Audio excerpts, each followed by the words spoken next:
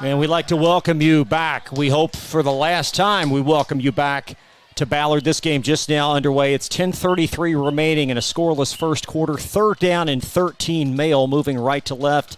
Chris Labar back with Dion Reese. We apologize for our technical difficulties. We're going to hopefully transition this to audio and keep things intact here. And already Ballard, 2 strong defensive plays, Dion. Very strong. I mean, the Bulldogs came out and got the ball in the hands of Steron Davison, and he was tackled for a loss behind the line. So the Bulldogs come out in the shotgun for a 2nd down, and Williams gets it out to Colin Jefferson in the flats, but he was just swarmed by a host of Bruins, and they took him down for another loss. So we're looking at a long 3rd and 3 for the Bulldogs right now. They've just called a timeout. Bulldogs, their offensive line started with Eli Young and Joe Burton on the left side. The center is Max Rose. The right side, 3-year starting right guard George Jewell, and the right tackle is Dontre Allen. Jordan Williams, 2-year starter at quarterback for the Bulldogs. And Christian White stationed to his right. And another flag, and it looks like some movement at the line of scrimmage. That may have been number 74, George Jewell, and he's the veteran on that offensive line. Oh no, looks like we've got a offsides on the Bruins. So 3rd down and 7, the byproduct with 10:33 in this scoreless first quarter. It's Male and Ballard live tonight on Glycod. 2 receivers stacked to the near side with Colin Jefferson nearest us. He is the most prolific of the returning Bulldogs. There's Jordan Williams in the shotgun. And some awkward movement. No flag as Williams going to gun it to the stick. That ball is caught, and a 1st down. Male up to the 36-yard line. A pickup of 13 yards. And the catch goes for Savion Vaughn. Yeah, Savion Vaughn got out in the flat, and there must have been some sort of discrepancy or miscommunication with the Bruins, because he was wide open out there in the flats, and Williams was able to get the ball to him. Vaughn, Colin Jefferson, James Clark, the 3 primary receivers, with Steron Davidson getting the start at running back. 5'10", a 180-pound senior. So 1st down and 10 Male after the first down of the game. Bulldogs right to left from their 35. Williams, 3-step drop, slings it down the far sideline, looking for Jefferson, and Colin incomplete as he could not hang on. Nice coverage by boundary corner Eli Woods. That was some great coverage, and also a great pass by Williams there. And Jefferson always made a circus catch to pull that one in, but good defense by the Bruins that time. It's Ballard defense. 3 interceptions last week. And certainly the strength of their team. We'll talk more about this Ballard offense when they get possession, but Ballard much more seasoned on defense, at least in week 2 of the 2025 season.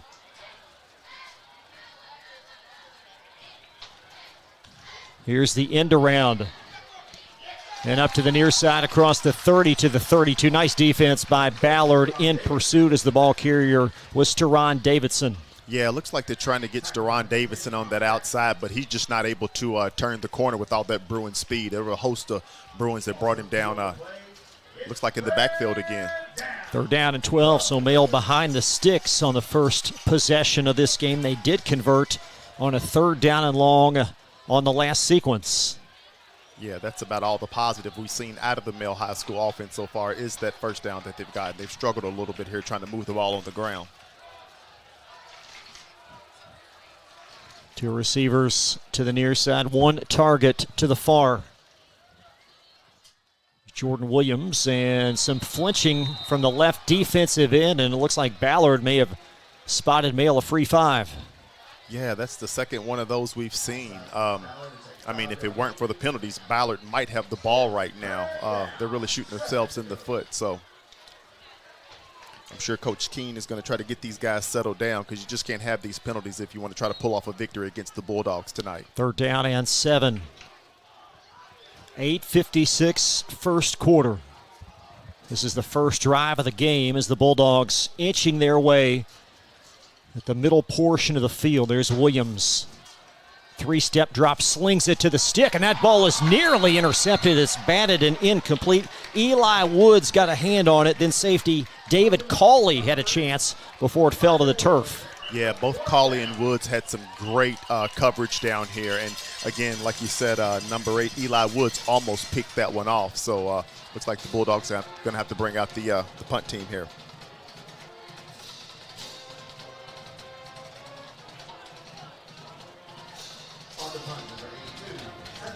Yeah, we've got senior Seth Henson back to punt. He's a weapon himself, in terms of just controlling the field position. So let's see if he can get a good punt off here. This game is blessed by two really good kickers. Colton Abbott, the adversary for Ballard, as Henson a high spinning kick. It's going to retreat to the right and trickle down inside the 35. Now rolling all the way down to the 23-yard line. Yeah, great kick. Ball takes a Bulldogs roll, and let's see what that Ballard offense has. 39-yard punt unofficially. The Ballard offense. One returning offensive lineman, and that is left guard Braxton Thompson. He's a former center. They've moved him to the left. The other lineman, left tackle Easton Reebok. The center is Savion Daly. Right side of the line, Jameer Cato, right guard, and Mason Hetty is the right tackle.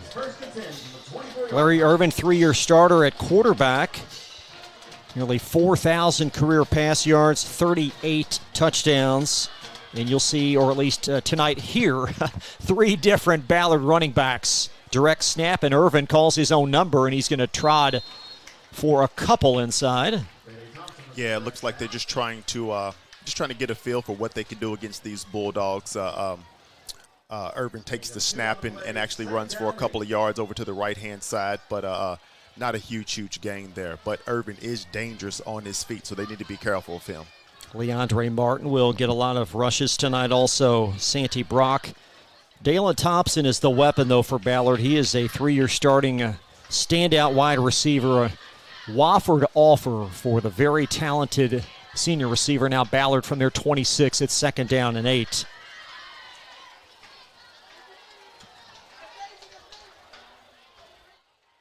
Dalen Thompson going to take the direct snap. He's playing quarterback tonight, and he's going to flip it out to the left. It's caught by Jaden Barnes, and Barnes wrapped up for a loss back to the 19-yard line.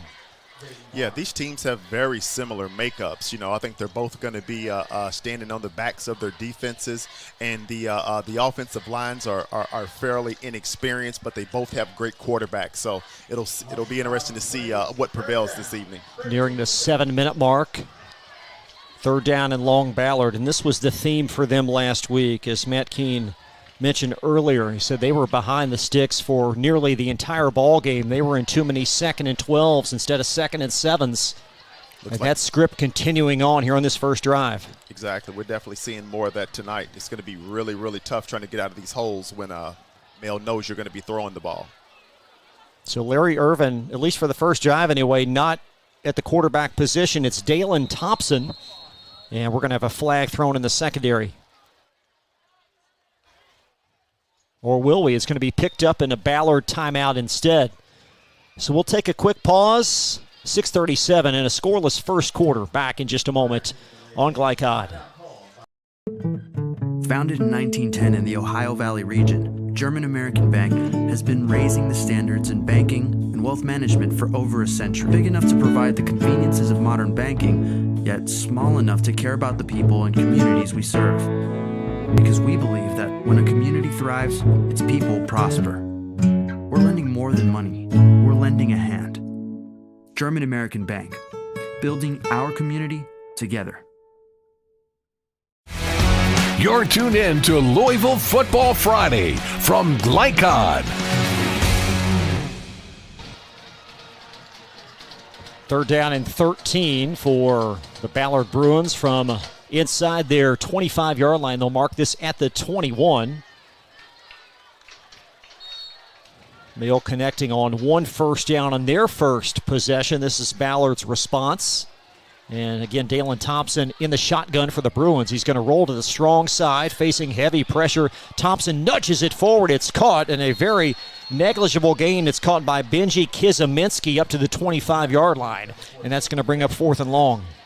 Yeah, Kizaminski was able to reel it in over there on the right-hand side, but just not much room at all.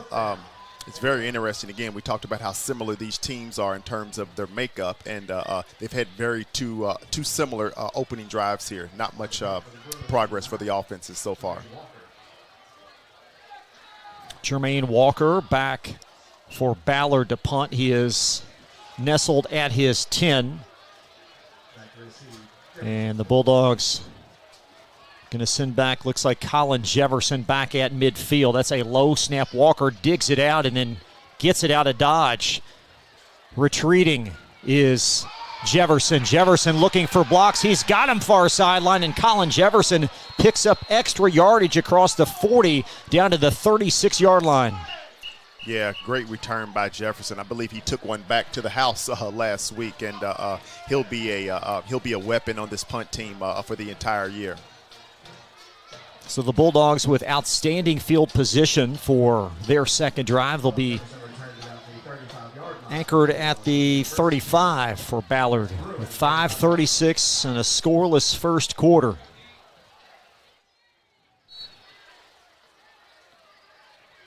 Yeah, all eyes on these offensive lines tonight because of they've only returned one starter on each side, so it'll be interesting to see how this plays out. Savion Vaughn, the nearest to the wideouts. Now tight end Sean Solomon joins him in the slot. There's inside handoff to that strong side, and that ball fumbled across the 30.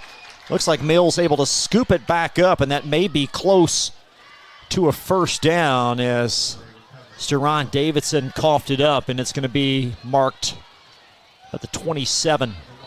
I like the call, give it to Steron, and try to get him up between the tackles. And, he made a good run, but just didn't hold on to the ball. Looked like somebody from Ballard may have tried to punch it out on him there. Gain of 8, leaving 2nd down and 2. So we near the 5-minute mark of this first quarter.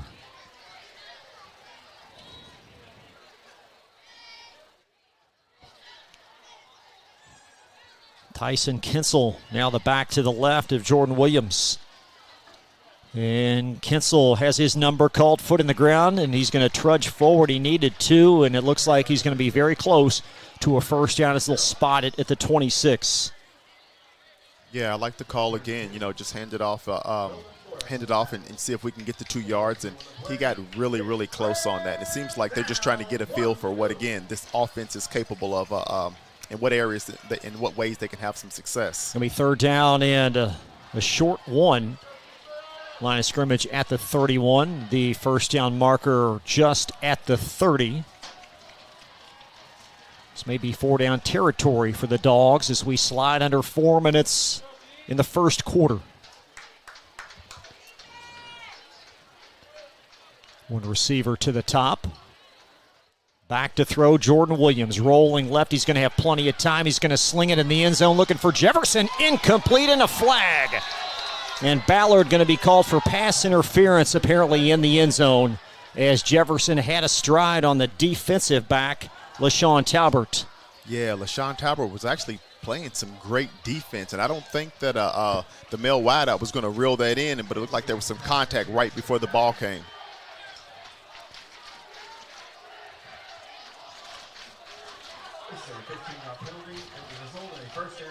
So 15-yard infraction now. Mail going to be nestled inside the Ballard 10 with 3:48 in this first quarter. If you just joined us, we had every ambition of bringing you state-of-the-art video tonight, but wasn't meant to be. Some technical difficulties. We'll do our best here to bring exemplary audio instead. So it's 1st down and 10 Mail from the Ballard 13-yard line. 3:49 first quarter.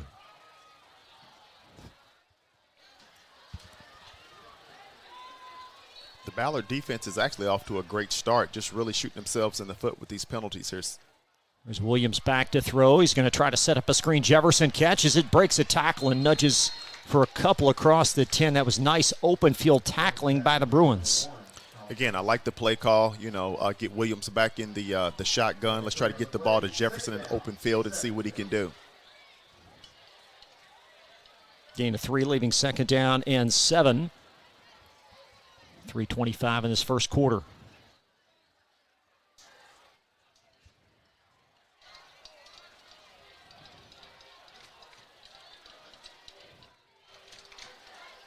Sure, the Bulldogs are looking to punch it in for a touchdown on this drive. This drive began right at their 47-yard line after a great return from Colin Jefferson. There's a flip inside. Actually, it's a pass, and it's caught across the 3 down to the 2-yard line. That's Courtney Jones. No, beg your pardon, that's Christian White. And White across the 10, and that's going to be a first down. That is Christian White. I believe he got into the end zone last week, so looks like the Bulldogs are going to be utilizing him to try to score some points this season. And set on the play, brings up first down and goal. First down and goal after a 7-yard pickup. As the Bulldogs now at the Ballard 3. First down and goal. Christian White is the quarterback in a direct snap scenario, and there's a flag thrown. Looks like that was about to be a quarterback draw for White.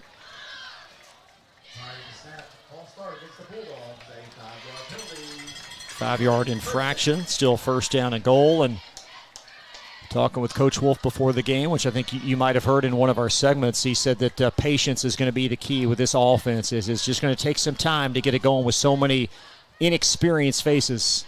Oh, yeah, it's just a process. It's going to take a while. Every single play you want to get better, and hopefully these guys are learning and they just continue to compete. So first down and goal from the 8. 2 receivers at the bottom, 1 to the top.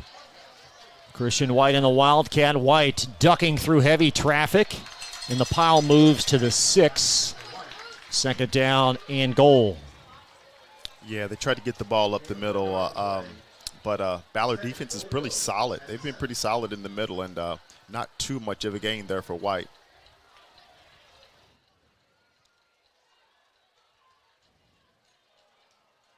Under 2 minutes now in this first quarter. A methodical, lengthy drive as the Bulldogs try to come out with some points here. Line of scrimmage at the 7. This time Jordan Williams is under center. Steron Davidson behind him. Davidson on a counter tray, and he'll take it across the 5. About the 4. This is a Ballard front. Very, very stout. Very stout, very stout. And this Male Bulldogs offensive line is, I don't want to say they're struggling a bit, but they're having some issues pushing that Ballard defensive line off to be able to get some room for the running backs, and it's showing in these carries. There's a lot of stops for losses here so far. Under a minute now, first quarter. Davidson stationed to the right of Jordan Williams that will be in the shotgun.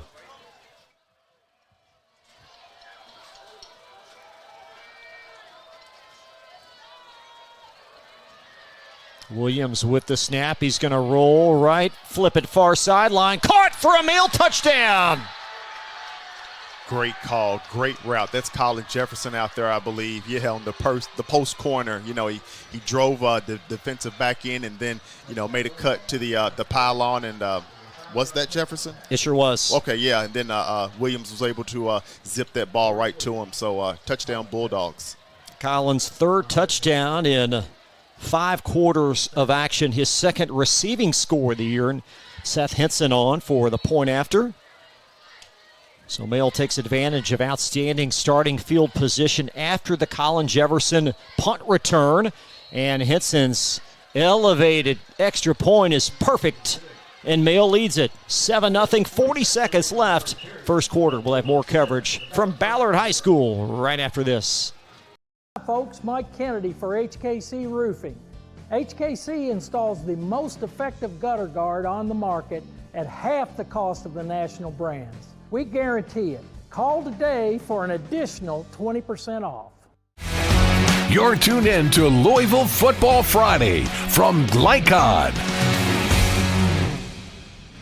Colin Jefferson's 7-yard touchdown reception has given Male a 7-0 lead with 40 seconds opening quarter. Nice beginning for the Bulldogs. It was a decent beginning. I mean, and to be honest, the Bruins actually played pretty solid on defense. They're just those penalties really ate them up. So, but a great start for the Bulldogs to get some points on the board and put a little bit of pressure on these Bruins. So Ballard to return, as the Bruins will have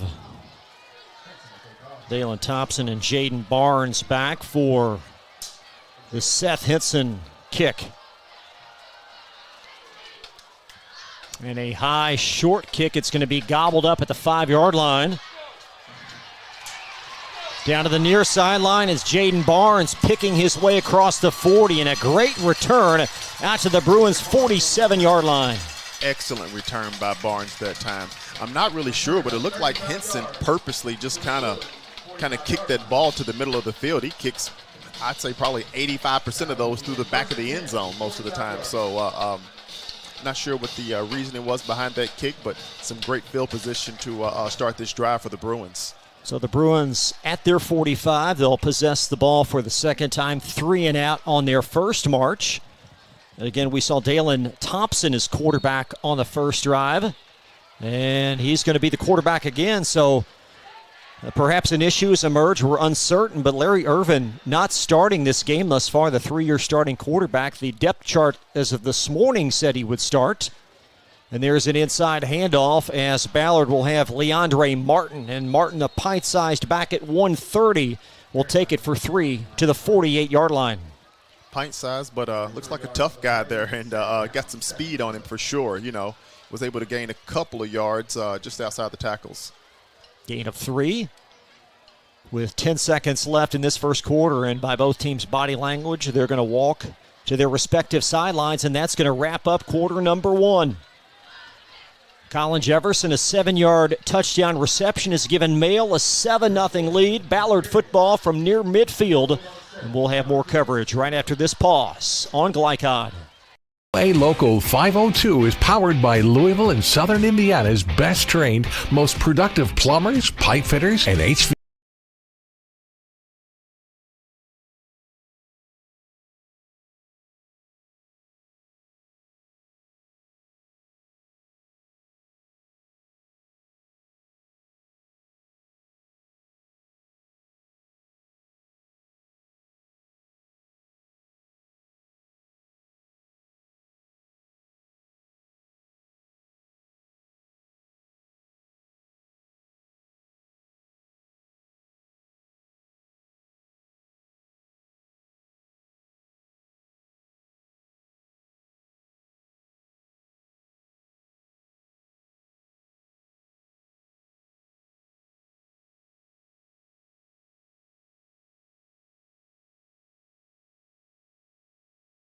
Back live as we get set for quarter number 2. As the Bruins, second down and 7 from their 48-yard line. There's Martin again on the tote, breaking one tackle, twisting it up inside, but outstanding pursuit by Mayo linebacker Beckett Kennedy, helping with that tackle. Now it's third down and about 6. Yeah, very similar to the Bulldogs. The Bruins are struggling a little bit, and maybe it's, you know, on this offensive line with this not as much experience, but really struggling to move the ball on the ground. I believe they only had 25 yards rushing last game, which was pretty surprising to be able to have 25 yards rushing and still win the game. I've been looking for Irving on the sideline. I don't even see a number 2. I'm just we didn't hear anything from the coach. Just curious to know where he's at tonight. So Dalen Thompson again for the second successive series will transition from receiver to quarterback for Ballard, and got a flag thrown in the secondary, and the back judge says a delay of game. Yeah, you've only got so much time to get that play off, and Ballard didn't get that one off in time, and they're going to pay for it with some yardage here. So third down and 11 for the Bruins. Again, a similar script for Matt Keene's bunch, just trying to string some offensive plays together where they're moving down the field. That's right, yeah. And again, these penalties aren't helping Ballard at all. Jermaine Walker split to the top for the Bruins, and 2 receivers to the near side. As Thompson rolling back, and he's going to zing it down the far sideline, and a great catch was the receiver in bounds. That ball was caught by David Cawley, and the official is going to say incomplete. Wow, that was pretty close. I mean, with the naked eye, I thought he may have been in bounds there, but the official calls him out of bounds. It was a great play. He kept his eyes on the ball and was able to go up and get it and bring it down, but they say he was out of bounds. Cawley at 6'5" on the near sideline. A lot of length there.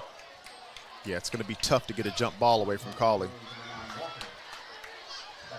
10:37 now in this first half. Is Ballard going to have to give it up again? Jermaine Walker for his second punt. This snap much more crisp, and Walker, a left-footed kicker, is going to hook it back in the middle of the field, and Colin Jefferson there for the taking as Jefferson twisting and turning across the 30 to the 31. So nice coverage downfield for Ballard. Yeah, really good coverage. Jefferson came out with a nice stiff arm and then got the first guy down, but then 4 or 5 Bruins just swarmed him and were able to get him to the ground. So Mail by 7 with 10:25 in this first half. Their third possession of the game, and you just get the sense that every year, of course, you've been following these guys forever. They've had that one go-to player, and Colin Jefferson appears to be that guy this season. I would say so, and Williams is going to be the guy to make sure he gets the ball. So, yeah, pretty good tandem on that offensive side for the Bulldogs. Williams in a shotgun, hands to Davidson to the near side. Davidson with a burst, picking his way through Bruins. First down across the 45, tripped up at the 48, and an 18-yard gallop by Steron Davidson. That's a great run by Davidson. He started up the middle and then bounced it to the outside. Then it was a foot race once he hit that corner. So really, really good run by that young man. And Davidson now going to sub out as Mail brings on a new package. Tyson Kinsel, who got this started running back last week in the Butler win. Kinsel will check in. They'll also sub in Jesse Jones, 6'1", 230 sophomore, and he passes the look test from up here. Absolutely, yeah. Doesn't look like he's missing any protein in that diet. As a sophomore from the 49, it's 1st and 10. Williams slings it down the far sideline, out on an island. It's incomplete as Jefferson was locked up with corner LaShawn Talbert, and it's incomplete. Yeah, he couldn't get loose. Talbot was in his back pocket. There was no way to complete that one. Good protection, though, by the Mail offensive line here in the early segment of this game. That's right. And with every time they can protect like that, or every good run or first down, these offensive lines should be gaining some, obviously some experience, but just some confidence as well.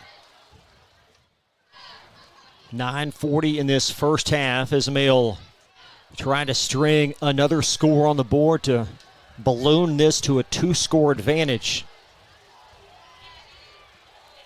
As Williams is in a shotgun with one receiver to the left. Back to throw. Williams sets up a screen. It's caught. That's Davidson, and Davidson picking his way for a couple across the 50 to the 48. It was Jefferson, excuse me. It was Jefferson, yeah. They were able to get him the ball on the outside. Again, that's going to be probably a go-to for the Bulldogs this year. But again, the Bruins did a great job of just keeping him contained and getting him to the ground before he made a big play. It's a big third down coming up for Ballard. 3rd down and 7. The ball at the Bruins' 49-yard line with 9:23 second quarter. Yeah, more than likely the Bulldogs will be passing here. And, Williams has got a strong arm with a nice touch. So Ballard's going to have to play some good defense in the secondary.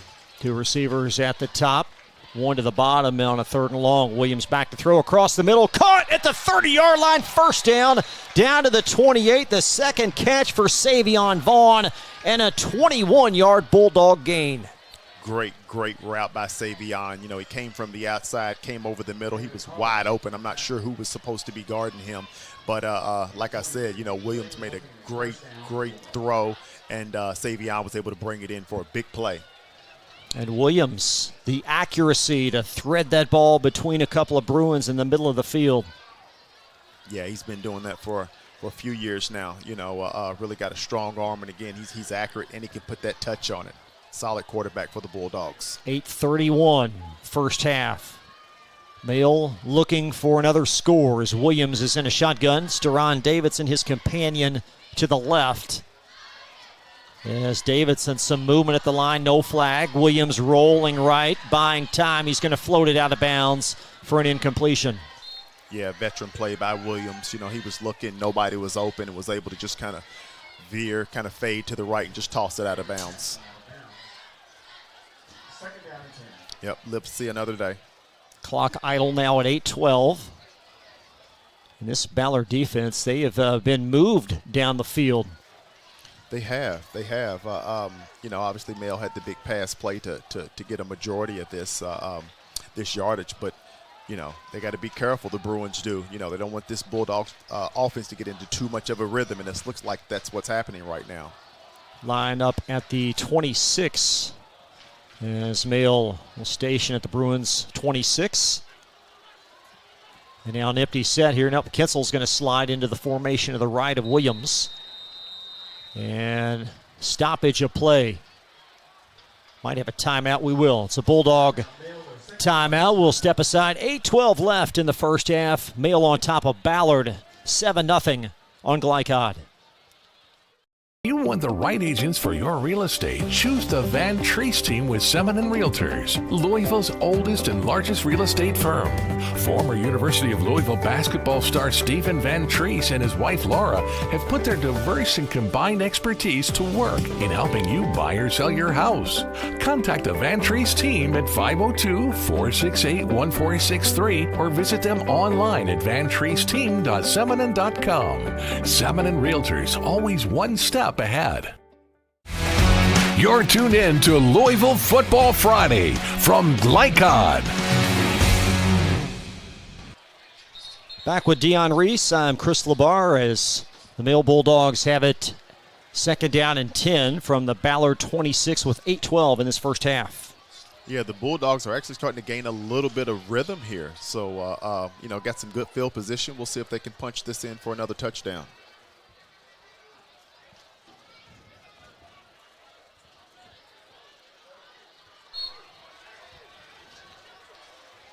Christian White is to the left of Williams. Williams in a shotgun. Rolling, pitches it across right through the midst of Savion Vaughn for an incomplete pass. Not a lot of real estate ahead of him anyway. Yeah, it looks like Williams was looking deep, and then he just went to dump it off really quickly at the end, and I don't think the wideout even saw that coming. So, but again, like you said, not much real estate there to work with. Third down and 10 from the 26-yard line. And for most programs, this would be four-down territory. But when you have a kicker as strong as Seth Henson's leg is, for Mail, that may factor into their play calling here on 3rd and 10. Oh, no doubt about it. I mean, he's money right around this this distance. So we'll see where the Bulldogs go. This is a big third down for them. If they can get a first down, this would be huge. Christian White to the right of Jordan Williams. It's in a shotgun. Williams with a snap. Rolling, now stepping up in the pocket behind the line, floats it to the boundary, incomplete. Colin Jefferson double covered, and good coverage there by Jermaine Walker, the safety. Yeah, Williams looks like the veteran quarterback he is. He looks very calm back there in the pocket. If nobody's open, doing a really good job of just getting rid of the ball and not taking the sack. So now here comes Seth Henson. He'll trot out for a 43-yard field goal attempt. Henson, career long of 37 in warm-ups. He was banging them through from pretty close to this distance, but this will be a test. Yeah, I just said he was money from this distance, so we'll see what happens here. Steron Davidson, the holder. Hold is down, and the kick is up on the way, and boy, plenty of room, and it's buried by Henson. Pay the man. Yeah, that's 3 points on the board for the Bulldogs. Great kick by Seth Henson. And like I said, he's been doing that for several years now. 43-yard field goal, Mail on top, 10-0 back after this from Glycod. Hi folks, Mike Kennedy for HKC Roofing. HKC installs the most effective gutter guard on the market at half the cost of the national brands. We guarantee it. Call today for an additional 20% off. You're tuned in to Louisville Football Friday from Lycon. Bulldogs nudged the lead to 10-0 with 7:55 in this first half. Yeah, great start. I mean, again, like I said, the Bulldogs got a little momentum and didn't get a touchdown, but they were able to get some points on the board and a 10-0 lead here in this Ballard Bruins male Bulldog game.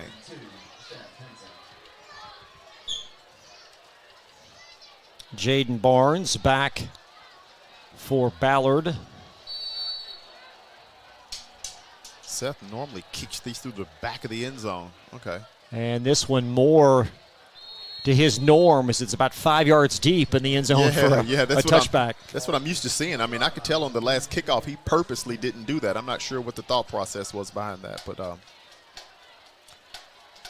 almost kicks that one through the uprights. We'll see what Ballard can do here. Again, 2 drives. They do have 1 first down, but they've really struggled to move the football and have done basically nothing thus far on the ground. Oh, yeah, and again, like I said, they were, looks like 25, under 30 yards rushing last game. And no Larry Irvin today. That's not helping any. Yeah, again, Dalen Thompson, the standout wide receiver, for whatever reason, has moved to quarterback in this game, and perhaps you've weakened a couple of positions because he's an outstanding receiver. Now he's a quarterback. He's going to take a direct snap and mosey down the near sideline at the 40, and he's going to step out. They're going to mark him back at the 35. So a 15-yard pickup for Ballard on first down. Yeah, he's dangerous with his legs. I mean, you see him, he hits that outside corner, and if he can get that edge, it's a foot race, and that kid's got some speed, and you saw it there on that play. And a flag, that yellow ominous penalty marker. And it's procedure, false start on Ballard. So that's going to negate a 15-yard gallop by Thompson. That hurts. That hurts. I mean, the Bruins have had some big penalties here, on offense and defense to start this game that have really, really hindered them being able to have some success today. This is a 5-yard penalty, replay, first down. So first down and 15. It's going to be from the spot of the foul. So back to the 15 on first and 15. And so much of what the Bruins want to do is based on ball control and field position, and the offense has got to find a way to consistently move the ball down the field and get more manageable positions. I mean, it's tough to do on a normal day, but when you're going against the Bulldogs and for whatever reason your starting quarterback isn't here, it really makes that a tough task. Leandre Martin is the back to the left of Dalen Thompson, right next to that white towel that's floating in the breeze. And Thompson, direct snap, this time tries to the right, and he'll take it for 3 up to the 18-yard line. Yeah, it looked like he was able to squeeze out 2 or 3 there, but not what they need to be able to pull a first down off on this series. So we got second and long here. Brandon Fields, 6-foot junior linebacker on the stop. We've seen vaunted male defenses at times over the last few years. It's very early, but this team at this defense looks like it's got a lot of positives moving forward. I was just about to say the same thing. That Bulldog defense is actually looking pretty solid. And for both sides of the ball, I mean, this looks like game 2. Guys are just still trying to figure some things out. Gain of 4, second down and 11. Ballard from there, 19. Thompson rolling to the right. Foot in the ground, heavy pressure, floats it incomplete, and all in his kitchen was the male blitzer that time, Jeremiah Priest, to force an incompletion. Yeah, not much room to throw the ball, and every wideout, was glued to a male defensive back. So just a really great defensive stance by the Bulldogs on that play. These 2 Bulldog defensive ends, Christian White on one side, Jeremiah Priest on the other, both returning starters, both seniors. And they can really bring it for this solid male front. Yeah, they're really putting some pressure on this rookie, I'll call it, offensive line of the Bruins. Again, Ballard only 1 returning offensive lineman from last year. They had 4 guys last year that graduated, now playing somewhere collegiately. And Ballard's offense really struggling at this point, and we're going to have a Bruins timeout. So both teams burning through stops in this first half. 6:46 remain in what is a 10-0 Male lead. We'll step aside, more coverage right after this pause on Glycod. Not just flies.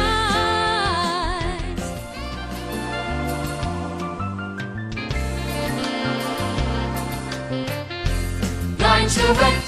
Not just flies. This segment of tonight's game is brought to you by the Van Treese team with Semin Realtors, always one step ahead. And Blinds Direct, your window decoration specialists. Alongside statistician Joe O'Melion and analyst Dion Reese, I'm Chris Labar. Welcome back to Ballard. 3rd down and 11 Bruins with 6:46 second quarter. Yeah, sorry you guys aren't able to see this. It's a beautiful night out here. The field looks great, and we've got a good ball game here. Thompson in a shotgun, and he's going to roll right on 3rd down and long. Facing heavy pressure, and he is blown up before he throws an incomplete pass. Wonderful pressure coming around the edge. That's Albert Bledsoe forcing the incomplete pass. Yeah, that was definitely some heavy pressure there, and I'm not sure how, but Dalen was able to spin out of his arms and get rid of the ball for no gain on the play there. So Jermaine Walker has been a familiar name for the Bruins in this half. This will be his 3rd punt as Colin Jefferson back for Male right at their 42-yard line. So this appears to be another outstanding starting field position for Male. Yeah, this is a dangerous space for the Bruins. Those Collins is dangerous back there. Walker, a low kick hooking across the midfield. And back inside the Bruins 49, make it the 48-yard line, 29-yard punt. Is that 2 number 1s? Or maybe that's a 7. Yeah, Davidson wears 7. The way that his jersey is tucked, it's very deceiving. I got you. Okay, yeah, that's exactly what it is. All right. They got 2 number 1s out there? He's been misidentified already a couple of times. So 1st down and 10 from the 48-yard line as Male back to work with 6:28 in this first half. Got some good field position to work with here. Tyson Kinsel is the back behind Williams. There's a slant, great pass, good catch. 1st down up to the 37-yard line. A 12-yard pickup, and Williams right on the money. Oh, yeah. I mean, he specializes at that. I mean, if these wide outs for the Bulldogs can get open, Williams is he's gonna get the ball to him. I mean, he's got an arm, he's accurate, and if for whatever reason they're not open, he's gonna get rid of the ball like a veteran quarterback should. Kamari Young, his first catch tonight, had one last week versus Butler. So you see Williams starting to spread the ball around, and his accuracy, he was 7 of 9 last week, and he's very accurate again this evening. Absolutely. 2 receivers to the near side, and Williams sacked. Wonderfully timed by Santi Brock from the defensive end position, and a loss back to the 42-yard line. Yeah, Santi Brock came barreling in there, and I don't think Williams saw him and got a pretty good hit on the quarterback that time and was able to get him to the ground for a loss. 6-yard loss. Back to the 43, so 2nd down and 16. Yeah, that may have been a missed blocking assignment. He was untouched and was able to get right to Williams in just a second or two. 2nd down and 16. Nearing the 5-minute mark of this first half. If you just joined us, Male scoring on the last 2 drives. Colin Jefferson, 7-yard touchdown reception, then a 43-yard Seth Henson field goal. There's Kinsel ganged and tackled as he's brought down to the 45-yard line, so 3rd down and long. Yeah, not much room there. Kind of surprised on that 2nd and long that they would go to that, but Bruins just stuffed them at the line is what they did. Loss of 3, so 3rd down 18.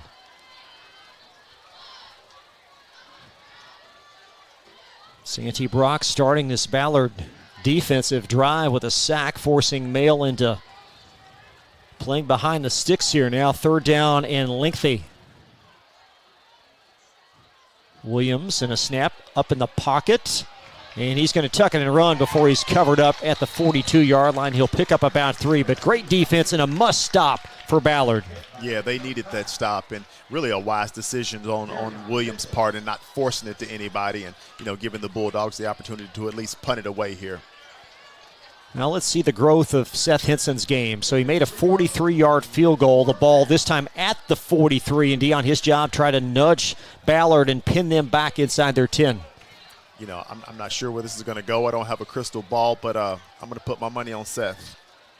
Back to return is Dalen Thompson at the 8-yard line. We'll see with Seth Henson's strategy here as he awaits the long snap at the 43. Back to Henson, and a flag.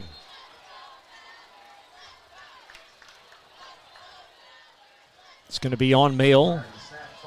False start.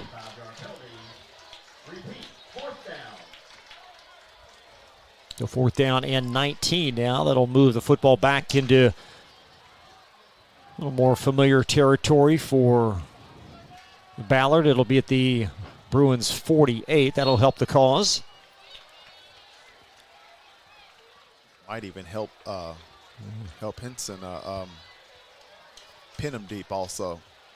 Yeah, he's got a little more room to work. That's right.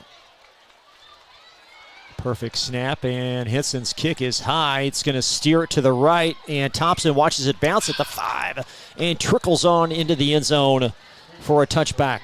Yeah, close but no cigar. Looks like it goes to the back of the end zone. So that'll be a net punt of 27, and Ballard with 3:11 left in the half with a chance to string a couple of drives together as they'll get the football to start the second half. Yeah, that was a solid stance by the Bruins on defense as well. They needed that. Let's see if the offense can come out and move the chain some. They've been struggling the last couple of series.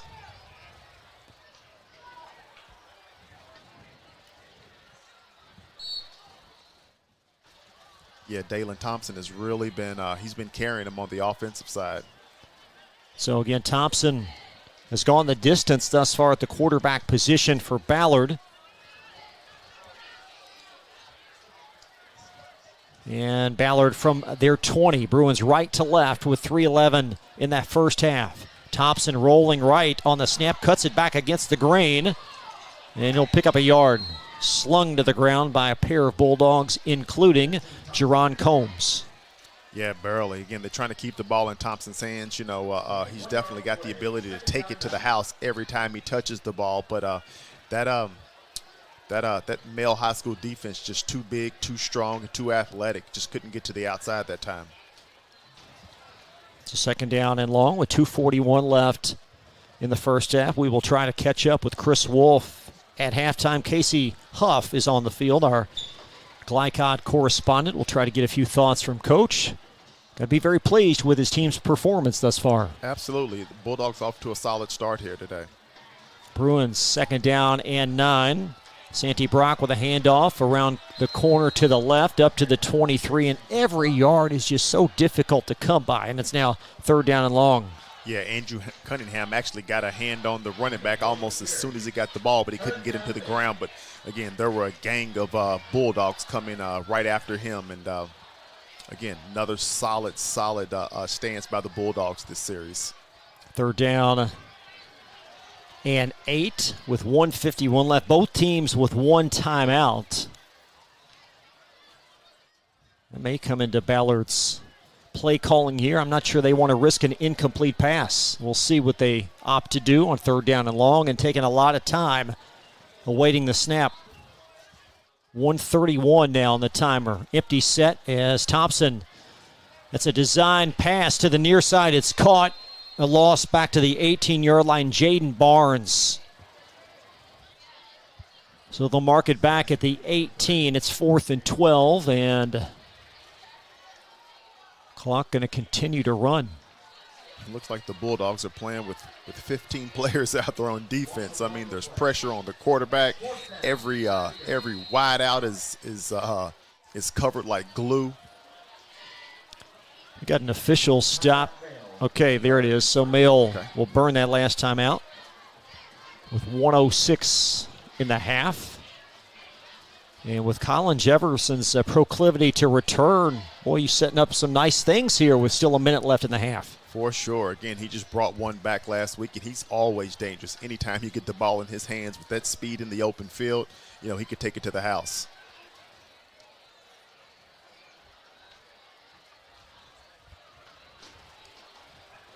So some adjustments certainly for Ballard to make.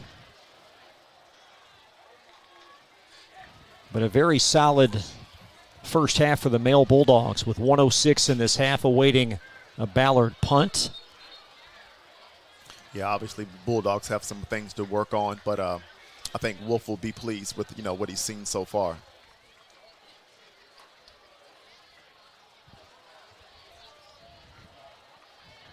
Fourth down and 9. So Walker, for the fourth time, will punt, the left-footed punter. And Colin Jefferson salivating, awaiting a potential return opportunity at the 46. Yeah, Jefferson can smell that end zone. Walker, a high kick, short kick. Bounces at the 40, but away from Jefferson. And down at the 47-yard line.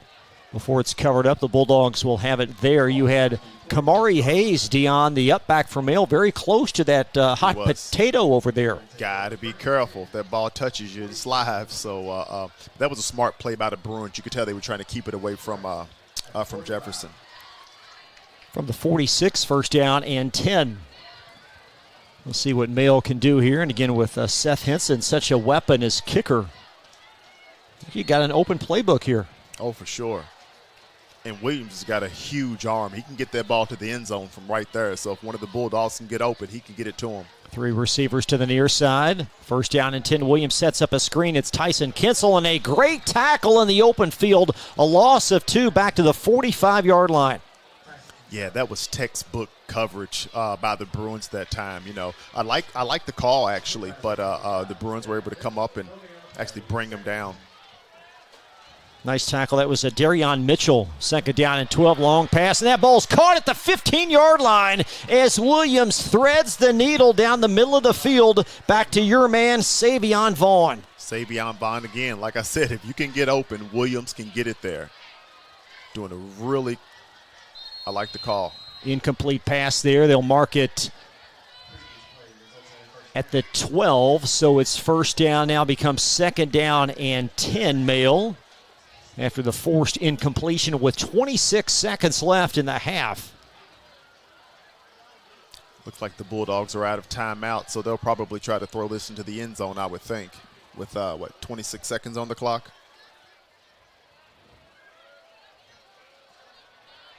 The Bulldogs are so dangerous in this area, again, with that veteran quarterback, Williams, and, he's got several targets out there that are used to being in the end zone. So this will be a tough stance for the Bruins.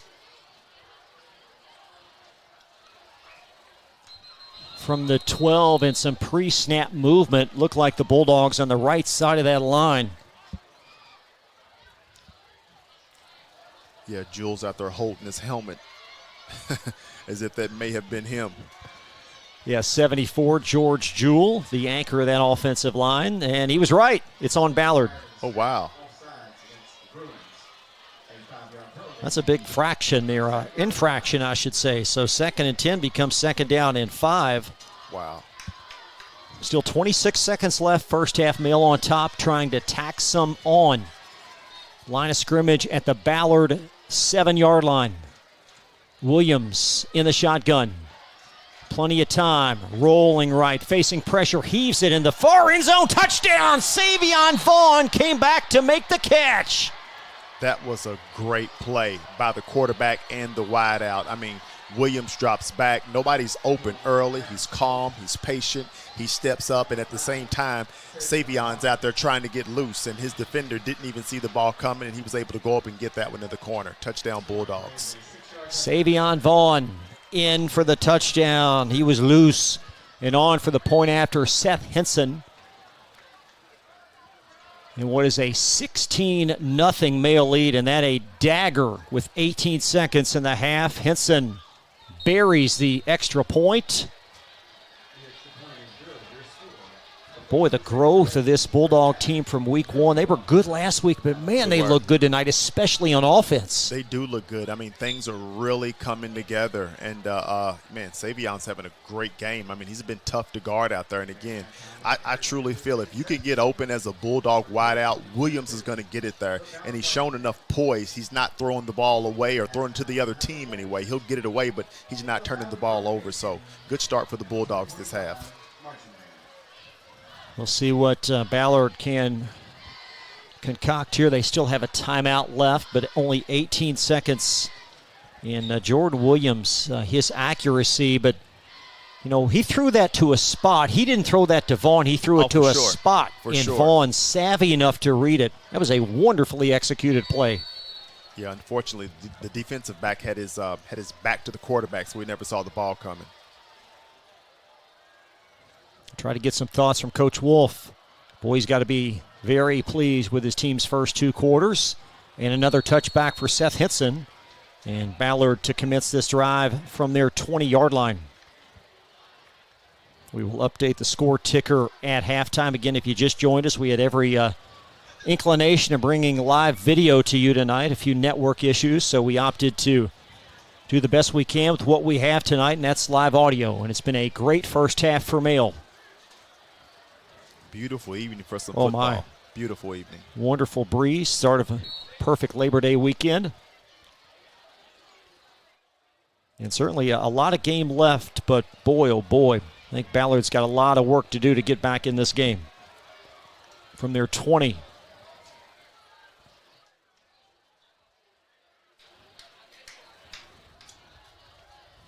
Two receivers to the near side. Dalen Thompson rolling left, cuts it against the grain. Nice run up to the 25, make it the 26-yard line, and that may be the last play of the half.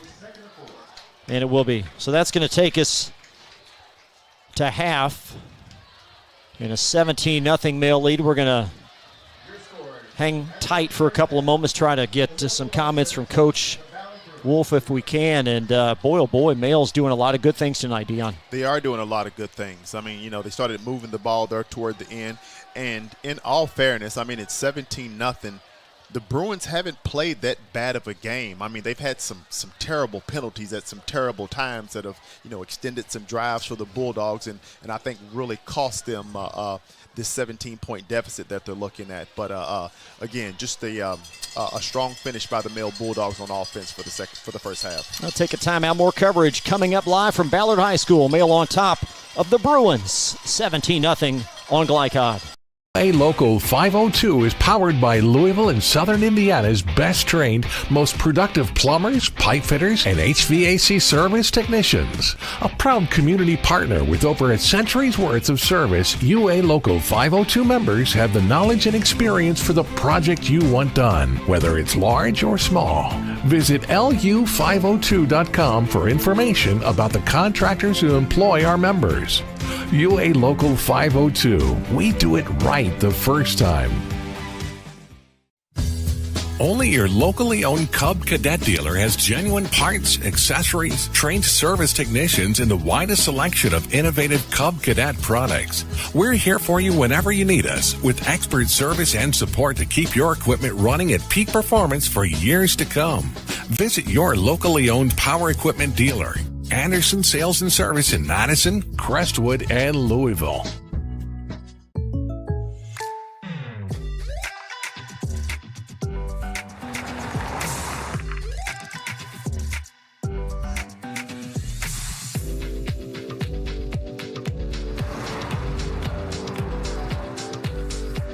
For your surprisingly great rates, contact your local State Farm agent today. If you want the real deal, call State Farm agent Leslie Gilly in Crestwood today. Like a good neighbor, State Farm is there. Welcome to Holy Smokes Barbecue. At Holy Smokes Barbecue, our pitmasters smoke up mouth-watering ribs, chicken, brisket, mutton, and more. From sandwiches to full dinners, with a complete list of sides and desserts. Holy Smokes Barbecue. Just tell them that the man in the big white hat sent you. Order up. How's the pork chop taste? It's pretty good. It's the best one I've ever had. Holy Smokes Barbecue! Tell them the man in the big white hat sent you. When you're buying or selling a new home and you want to do it with few hassles, count on Polo Real Estate Group. Founded and owned by 1993 Male High graduate Dion Reese, Polo Real Estate has over 2 decades of experience and offers skillful consultation and representation for your sale or purchase. Polo Real Estate Group, a realtor you can trust. Red Ball is Southern Indiana's recycling choice because we can turn the scrap metal you bring into scrap money. Located in Jeff and Madison. 1965 male graduate and basketball star George Tensley knows the value of providing quality service, and that's what you get when you dine with Tensley Family Concessions. They provide travelers with many fine choices at Louisville Muhammad Ali International Airport. Whether it's Kentucky Fried Chicken, Chili's, or Starbucks, you know your travel experience will be a more comfortable and convenient one. Learn more about our company by visiting the website tfcfamily.com. Tonight's halftime report is brought to you by Tinsley Family Concessions, a tradition of corporate excellence and community service. For more, visit tfcfamily.com. Halftime at Ballard High School, 17-0 Male on top of the Bruins at halftime. I'm Chris LeBar, back live with 1993 Bulldogs graduate Dion Reese, and Male making quite the statement in the first half. They are making quite the statement. Got off to a little bit of a slow start, but it seems like things are coming together. Savion's been doing a great job getting open. And that rookie offensive line of the Bulldogs that we've been watching, they're holding up pretty solid themselves. So I think Coach Wolf is probably happy with this first half of the Bulldogs. You've already mentioned Savion Vaughn, but Jordan Williams just spraying the ball to so many different ways, and he just doesn't seem to get rattled. Oh, no, he looks like a veteran out there. I mentioned that earlier. He's super calm. He's stepping up in the pocket, and either he's going to get it to one of the Bulldogs or he's going to throw it out of bounds. I'm not sure if he's taken a sack this game. So they're really, really benefiting from that senior quarterback leadership from Williams right now. Colin Jefferson, another touchdown for the Bulldogs. That gives him 3 scores in the last couple of weeks. The first touchdown, a 7-yard reception, and it stemmed from a sizable punt return. So already he's making an imprint, both special teams and offense, just like he did last week. Oh, yeah. Anytime Colin Jefferson touches the ball, again, he's got the ability to take it all the way like he did last week. He's got him a touchdown today. And, again, you got to keep your eyes on him. You never know when he's going to break one. For Ballard, boy, oh boy, offensively they've really struggled, and that was their case last week. They were behind the sticks predominantly throughout much of the game, and they've got a couple of decent plays, but Dion, I think the storyline for them is, Dalen Thompson at quarterback. Where is Irvin? Where is he? I have no clue. I've been trying to find him on the sideline. If he's down there, he doesn't have the number 2 jersey on, which I believe he wears. So, and that's really affected them tonight. And Dalen's been doing the best he can, trying to keep this thing together. But it's been a bit much just having it all on his shoulders. Take a timeout. We're at halftime. The Ballard band performing, and it is a perfect night for high school football. Male on top of the Bruins, 17-0. More coverage live from Ballard High School after this from Glycod. 1965 male graduate and basketball star George Tensley knows the value of providing quality service, and that's what you get when you dine with Tensley Family Concessions. They provide travelers with many fine choices at Louisville Muhammad Ali International Airport. Whether it's Kentucky Fried Chicken, Chili's, or Starbucks, you know your travel experience will be a more comfortable and convenient one. Learn more about our company by visiting the website tfcfamily.com. Founded in 1910 in the Ohio Valley region, German American Bank has been raising the standards in banking and wealth management for over a century. Big enough to provide the conveniences of modern banking, yet small enough to care about the people and communities we serve. Because we believe that when a community thrives, its people prosper. We're lending more than money. We're lending a hand. German American Bank, building our community together. UA Local 502 is powered by Louisville and Southern Indiana's best trained, most productive plumbers, pipe fitters, and HVAC service technicians. A proud community partner with over a century's worth of service, UA Local 502 members have the knowledge and experience for the project you want done, whether it's large or small. Visit lu502.com for information about the contractors who employ our members. UA Local 502. We do it right the first time. Research has shown high school sports to be a great community influence. Join scores of local businesses that have partnered with Glycod in sponsoring live, hometown-oriented sports programming on our video and social media platforms.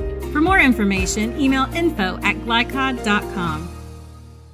When you want the right agents for your real estate, choose the Van Treese team with Semin & Realtors, Louisville's oldest and largest real estate firm.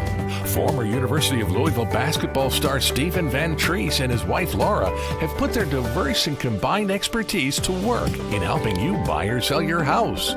Contact the Van Treese team at 502-468-1463 or visit them online at vantreeseteam.seminin.com.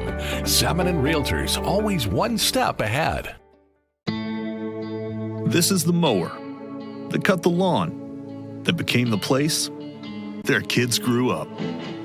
The legendary Exmark Laser Z is the zero-turn mower more landscape pros trust. For cut quality, comfort, and reliability. Exmark, official mowers of the backyard life. Visit your local dealer or explore the Exmark Laser Z online for special finance offers, available now. You're tuned in to Louisville Football Friday from Glycod. Back live at Ballard High School, Mail on top at the Ballard Bruins 17-0. We'll take a timeout. We'll check in with Casey Huff in just a couple of moments. We'll get her perception of the first half. She's down on the sidelines, and you'll hear from her in just a couple of minutes. Live tonight from Ballard on Glycod.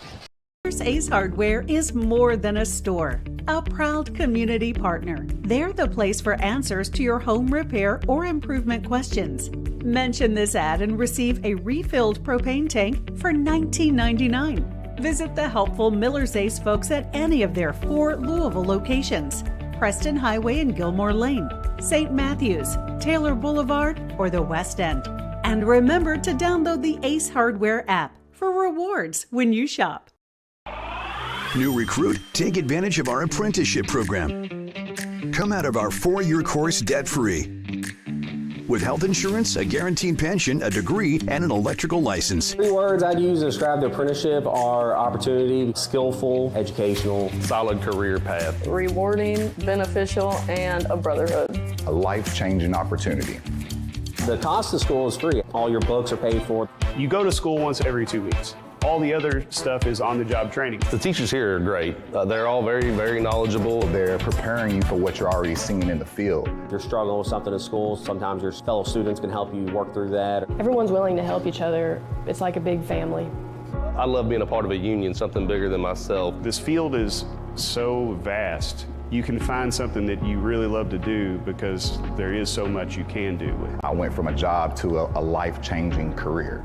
Power up your potential with the IBEW. Hey, I didn't order any pizza. Jake from State Farm.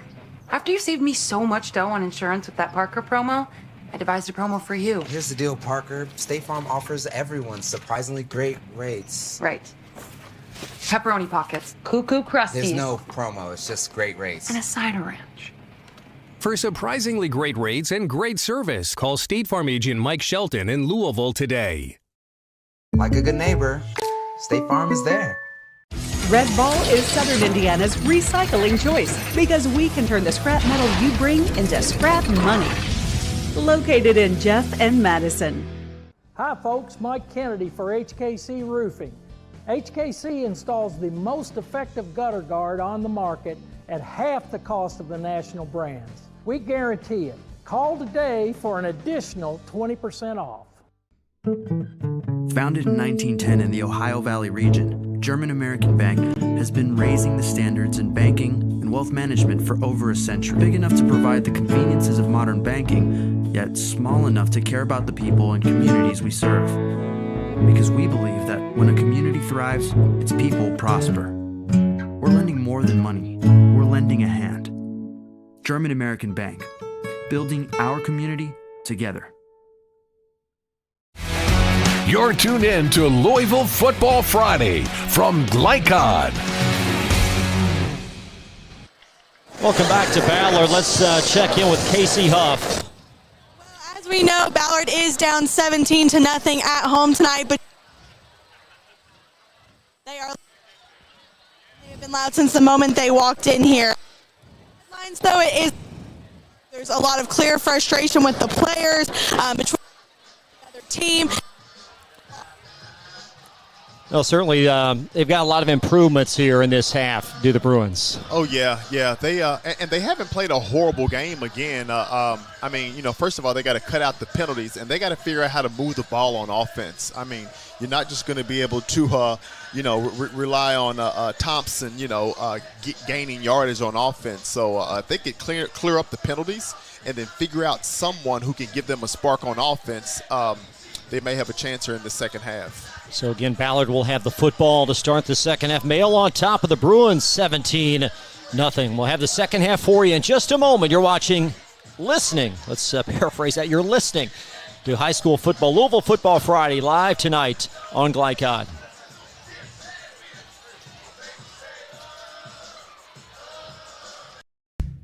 A lot goes into taking care of your property. You need equipment with more durability, versatility, and #1 rated reliability built in, like Kubota compact tractors that can do it all right, Z-Series mowers that deliver a quality cut, and the Sidekick utility vehicle built for hard work and fun at 40 miles per hour. Kubota equipment lives up to the highest standards. Yours. Visit your local dealer today. Anderson Sales and Service in Madison, Crestwood, and Louisville.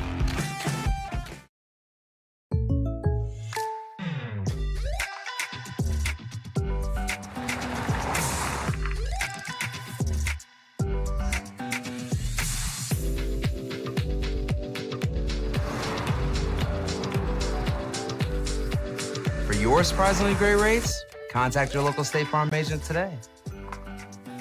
If you want the real deal, call State Farm agent Leslie Gilly in Crestwood today. Like a good neighbor, State Farm is there. You're tuned in to Louisville Football Friday from Glycod. So Ballard will have the football to start this second half with Mail on top. The Ballard Bruins 17-0. We neglected to tell you at the beginning of this game that both of the road teams in this matchup have won the last two. So you go back to the state game last year in the second round. Ballard gets the win there. Mail wins on this field in the regular season. So maybe form holds for the third consecutive matchup.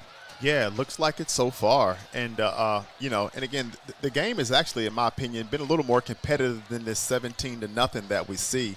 If it wasn't for a couple of big plays that the defense gave up and really just some bad penalties and just some bad times to give Mel some opportunities to score. So, again, if the defense keeps playing solid and the offense can find a way to move the ball, then maybe they'll have a chance here in the second half. Tonight's broadcast is authorized by Ballard High School with production rights owned by Glycod. Our aim is to provide the most positive representation of all participating student athletes, coaches, and game personnel. Thank you for listening. So Ballard football, adjustment-wise, Dion, what are they going to try to get done here on this drive?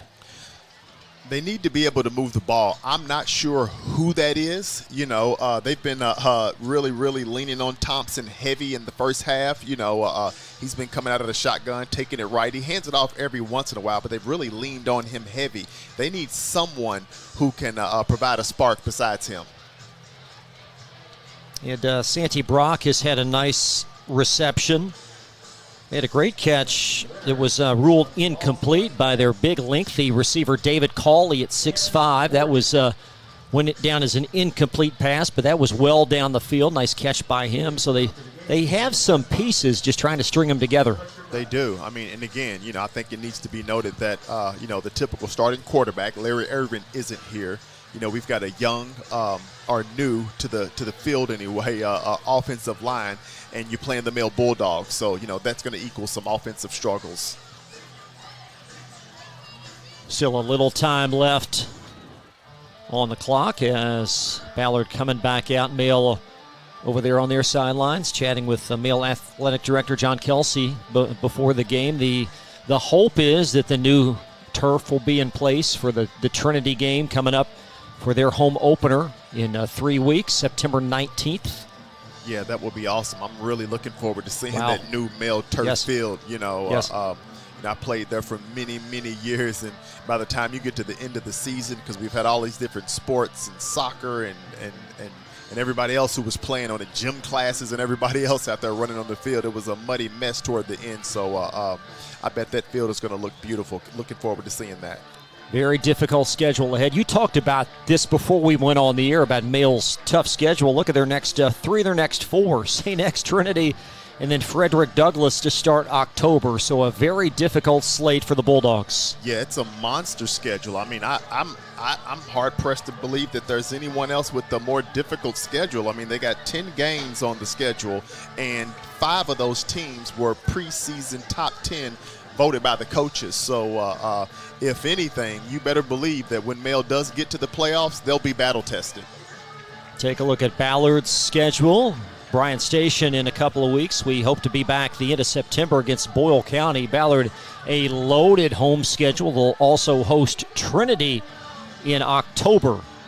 So a lot of important home games for the Ballard Bruins this year at gorgeous Dr. Mark and Cindy Lynn Field.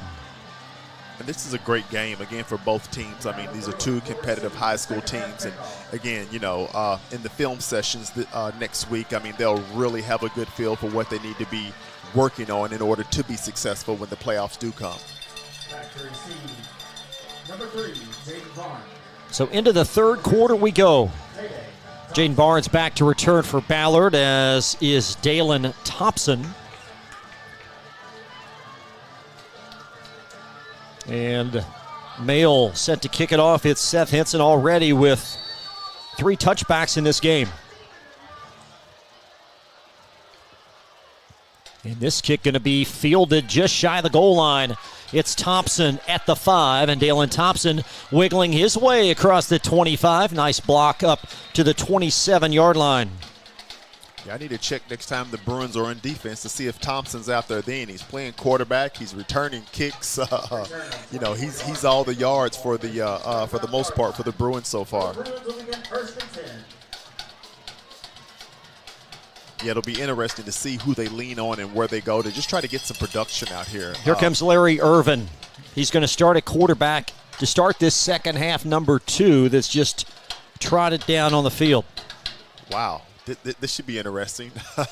Not sure where he was, but I hadn't seen that 2 on the sideline all night. But we certainly don't want to speculate, but at least he's out there. Good to see him out there as he's a difference maker. Larry Irvin, the Ballard quarterback, and a difference maker. And Thompson now will catch the little flip pass and wiggle free for a nice gain up to the 29-yard line. And already they're ahead of the sticks, gain of about 5. Instant energy for the Bruins having Irvin in there. Again, I don't know where he came from. I don't know if he flew here or what happened, but he got the ball in the shotgun and just kind of tossed it to Thompson, and a great gain and a great start for Irvin's first play.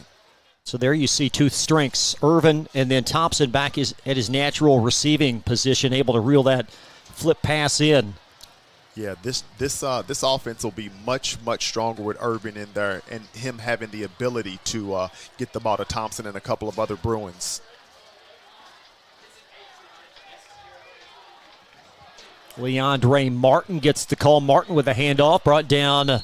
He'll spin to the 29-yard line, maybe a yard, and a very critical 3rd down and medium will loom. Yeah, I know Irvin just got in there, but they're probably going to need him to put the ball in the air this series. So it'll be interesting to see what the play call is this time out. Bruins going heavy here. They'll bring on H-back tight end Rayshawn Shoulders, 5'11", 205 junior. Big boy. And Dalen Thompson in the huddle as well as, again, Larry Irvin. 3,900 career pass yards, 38 career touchdowns. As Ballard staring at third down and a long 4 from their 29-yard line. And Irvin back to throw across the middle, and he's got a target. It's Walker, and Walker could not catch that underthrown ball. It falls incomplete at the 50, and he had a step on the Male defense. He sure did. That was a great route by Walker. It looked like he was headed toward the sideline, and Irving, again, just, he just got here 3 plays ago, just couldn't get it there. So the Bruins 3 and out. Jermaine Walker will punt for apparently the 5th time in this game. Colin Jefferson will slide in the mouthpiece for the Bulldogs. He's awaiting the punt at his 44-yard line.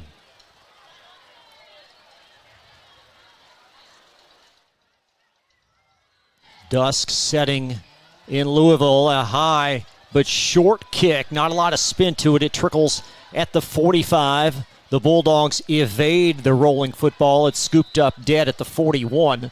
And that'll be a 30-yard Ballard kick. Yeah, solid kick by the Bruins, and good job of keeping it away from Jefferson. Again, you want to keep that ball out of his hands in the open field. I'm sure they'll be happy with that punt there.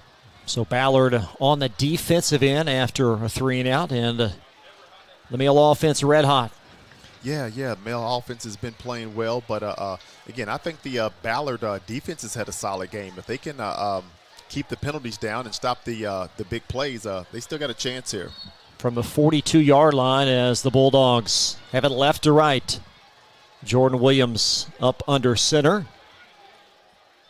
Jesse Jones into a blocking position there in front of the running back Davidson, and it is blown up back to the 30-yard line. A loss of 12. Gosh, yeah, he exploded through the line for a huge loss there. And I wouldn't put it past this defense to step it up and not just seeing Irvin out there on the sideline. There are guys here now, and that was a big play by the Bruins on defense. It was Santi Brock, his second tackle for a loss tonight. This a loss of 7 for Mill, so now they'll have it at their 35-yard line. He burst through that line like a rocket. 9:21 in this third quarter. As Male is pitched a shutout for 6 straight quarters to start this season. Williams, here's a draw, trying to set something up to the near side, and a negligible gain. It's Davidson again for maybe a yard up to the 36. Another solid stop by the Bruins. And I don't know if it's me, but I see a different energy out there on defense. It's like they've kind of picked it up a little bit.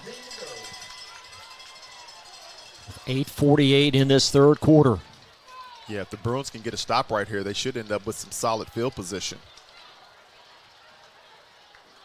But again, you got to watch that Male high school offense, because those guys are capable of getting downfield, and Williams can definitely get them the ball. Savion Vaughn, a big first half, culminating with a touchdown reception on third down to pretty much close the second quarter, and that's ballooned this Bulldog lead to 7 on third down and 17. And Williams sets up a screen. Kitzel grabs it at the 35, and he's going to be tripped up, lost for a couple. Great pursuit by that Ballard defense. He was swarmed by that Ballard defense again, and I like the play, but that was just some solid defense by the Bruins.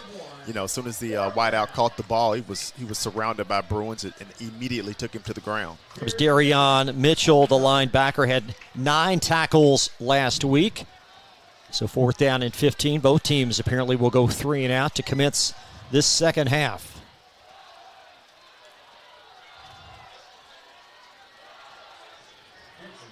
Solid series by the Bruins. It solid was. Series, yeah. And it started with Santi Brock with that big sack, that tackle for loss. And Henson's punt will hover and hook at the 30 and retreats a few forward yards up to the 32 for Ballard. And the Bulldogs will down it there. Looks like Larry Irvin's going to be back on the field at the quarterback position. I'm sure the guys are happy to see him out there, and it's got to give that O-line and really the entire team some confidence. So it'll be interesting to see if they're able to have some success on this drive.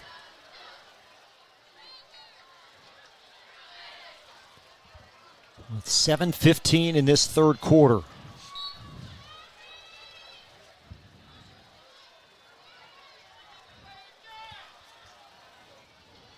Bruins yet to score a touchdown offensively on the season. Had a couple of pick sixes last week, but not a natural score yet. They'll have it from their 32 right to left, 1st and 10. Irvin, there's Martin, the speed merchant, picking his way, and a nice run. Second effort will leave him a yard short as he's tripped up at the 41-yard line. Yeah, he was able to dart right up the middle. There wasn't much room, but he's a little guy with a bunch of speed and was able to make a big play that time.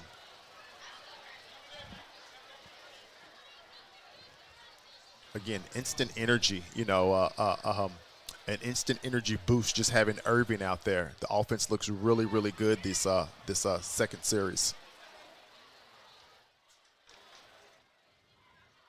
You see some similarities, at least physically, between Irvin and Jordan Williams. Kind of have a similar body build. Yeah, again, neither one of them missing any meals for sure. Second down and 1. Martin again on the toe. First down as he trickles across midfield, and Martin loose down at the Bulldog 43-yard line. That's going to be a 16-yard pickup and a much-needed Ballard first down. Oh, yeah, that was a huge play. I mean, Irvin's in the shotgun. He just simply steps back and hands it off. And, they're not doing anything special right now. I truly believe this is just the effect of having Irvin, and now guys have their eyes on him right now.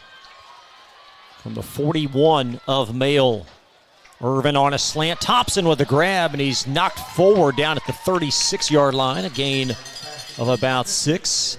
Yeah, Thompson comes across on the slant route, and Irvin puts it right there. He's got a nice arm himself with some accuracy and some strength. Have a safety, Albert Bledsoe, on the stop. Gain of 6.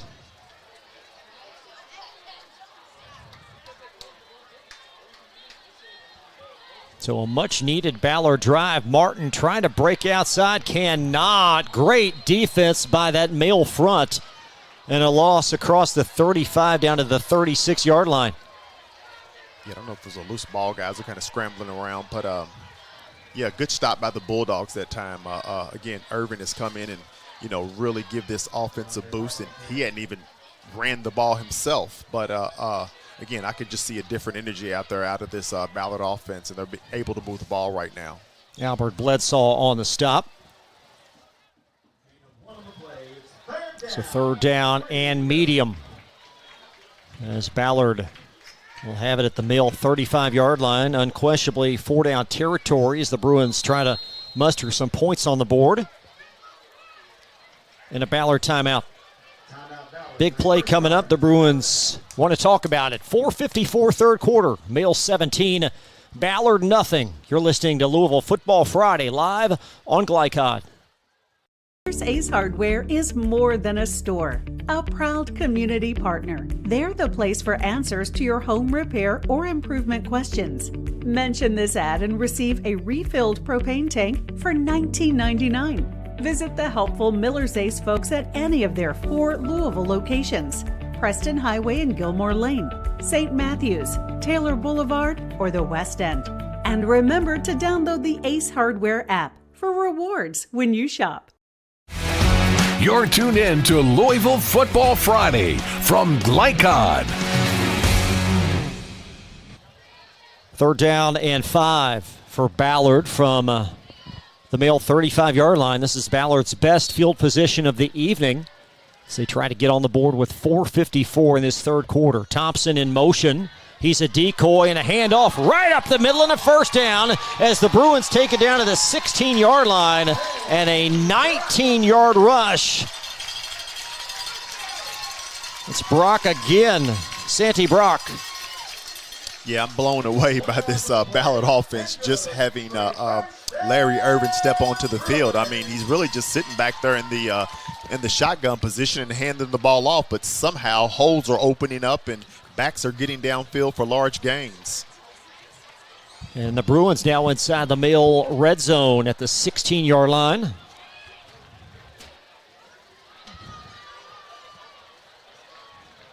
Much more controlled Ballard drive as Larry Irvin at the controls. Brock again on the tote.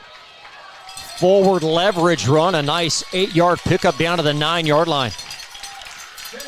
Yeah, you wouldn't think this was the same offensive line. You know, they are moving that ball downfield. This is by far the most productive drive that they've had all game. A second down and about 2.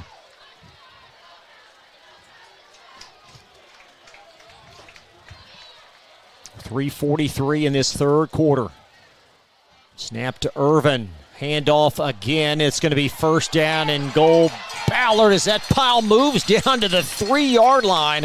A 6-yard pickup and about 3 yards Dion picked up after contact. A tough run right up the gut. It looked like he took, you know, half of the Male High School defense 4 or 5 yards with them on his back. And this Ballard offense is lit right now. They are lit, and they are moving this ball, and they've got this Bulldog defense on their heels. 3:22 in this third quarter. In the big play, 16-yard rush out of the timeout by Santee Brock. And Ballard now anchored at the Bulldog 2, trying to get on the board. It's first down and goal. Brock on the toe, powering in, and Ballard with a touchdown. Simple dive play up the middle. You know, you said he handed it off to Brock, and the first Ballard touchdown. And again, I'm blown away with the momentum that Irvin has brought in. Again, just by him being on the field at the quarterback position. This looks like a totally different offense. We got a flag as well. It's, I believe, going to occur after the score. At least that's the indication. Flag at the 6-yard line. There's one in the end zone as well. Not sure what that was about. I believe we've got personal fouls on both teams after the score. So 17-6 the count. Now Colton Abbott going to apply the point after. Got a little jawing after the touchdown there.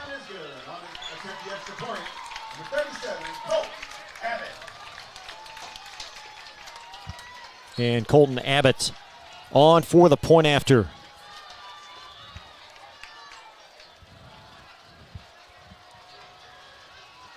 Hold is down, and Abbott's kick, boy, he kicks it up there high. And sure does. Ballard back within 10, 17-7, 3 minutes left in this third quarter. More coverage coming up. Now this from Red Ball Recycling on Glycod. Red Ball is Southern Indiana's recycling choice because we can turn the scrap metal you bring into scrap money. Located in Jeff and Madison. You're tuned in to Louisville Football Friday from Glycod.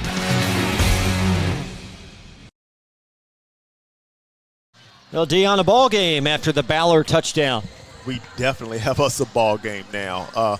Again, you know, I'm sure everyone was excited to, you know, see Larry Irvin, you know, back out on the field. Again, not sure where he was, but he gave this team instant energy on offense and defense. So the defense even came out, you know, with a little bit extra spark last series. So, you know, Bruins are about to kick it off, and it'll be interesting to see if they can keep up that momentum on the defensive side. That offense is rolling right now. You got to credit that to Larry Irvin.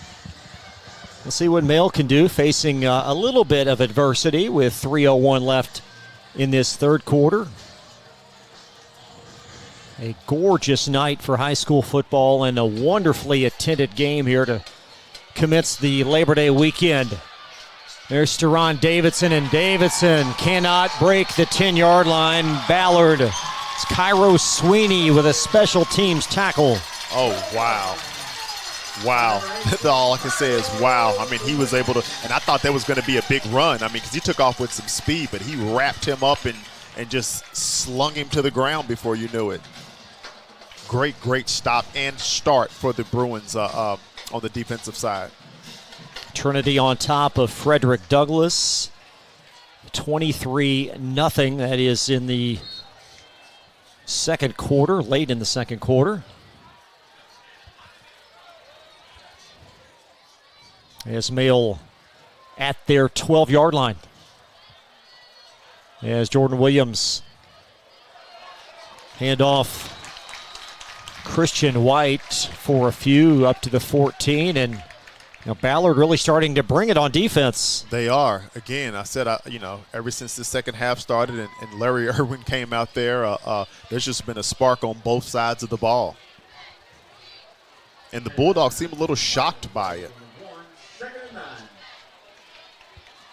There's no love lost between these teams. Ballard actually knocked Male out of the playoffs last season.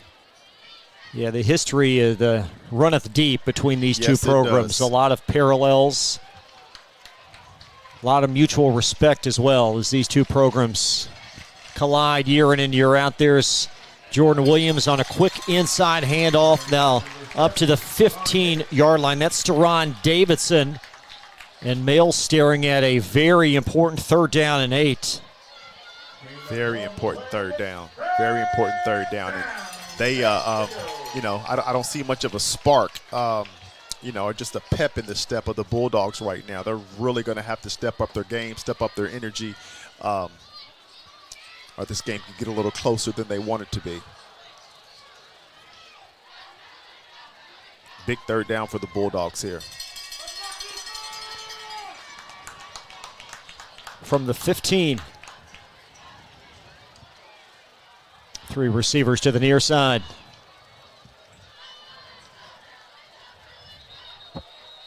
And a flag, either a flag or a timeout. No, it looks like a Bulldog penalty. It's going to be false start.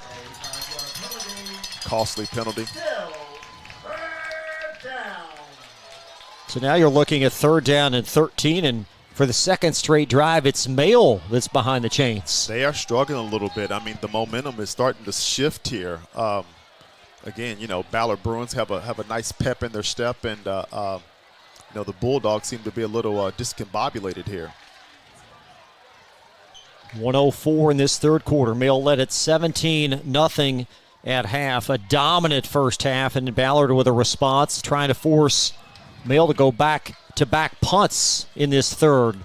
Williams setting up a screen. It's caught by Kitzel, and he is blown up at the 11. Wow. Wow, that was a hit there. He didn't even wrap him up. I mean, he shot back there so quick. I don't even know if he saw him coming. That was a great stop by the Bruins, and really putting some energy into this Ballard Bruins team right now. There's Santi Brock again. He's done it both offensively. He's done it on defense. And the clock now under 20. Is Seth Henson apparently going to punt well inside his end zone. Yeah, this last defensive and offensive series for the Bruins, it looks like a different team. This is not the team that the Bulldogs were playing in the first half. And Henson, and that's going to conclude the 3rd quarter as the clock will expire. So Male will punt from deep inside their right end zone as we transition into quarter number 4. But after 3, Male 17. Ballard 7. You're listening to Louisville Football Friday, presented by UA Local 502 on Glycod. A lot goes into taking care of your property. You need equipment with more durability, versatility, and #1 rated reliability built in. Like Kubota compact tractors that can do it all right. Z-Series mowers that deliver a quality cut. And the Sidekick utility vehicle built for hard work and fun at 40 miles per hour. Kubota equipment lives up to the highest standards. Yours. Visit your local dealer today. Anderson Sales and Service in Madison, Crestwood, and Louisville.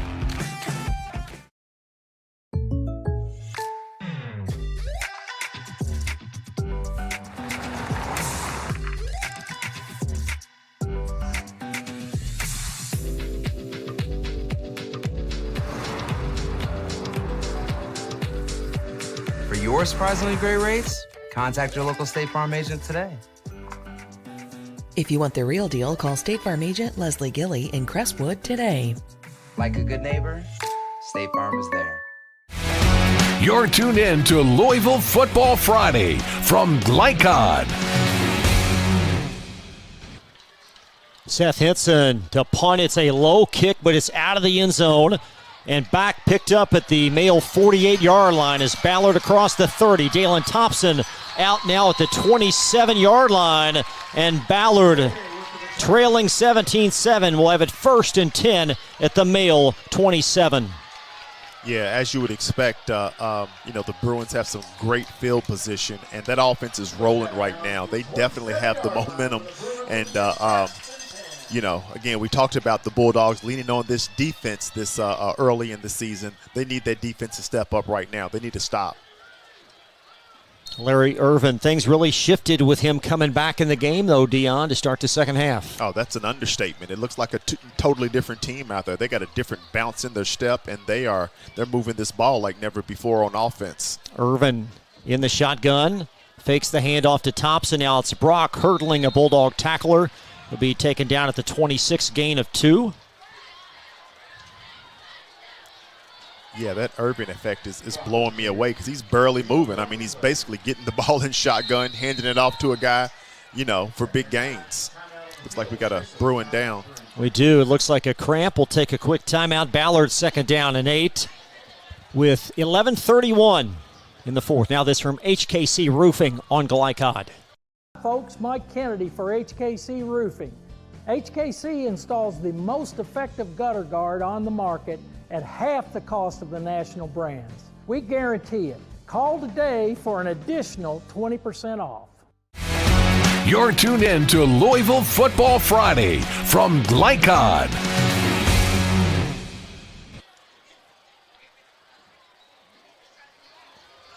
Trying to get a number at the injured Ballard student athlete. Looks like certainly a cramp of that right leg.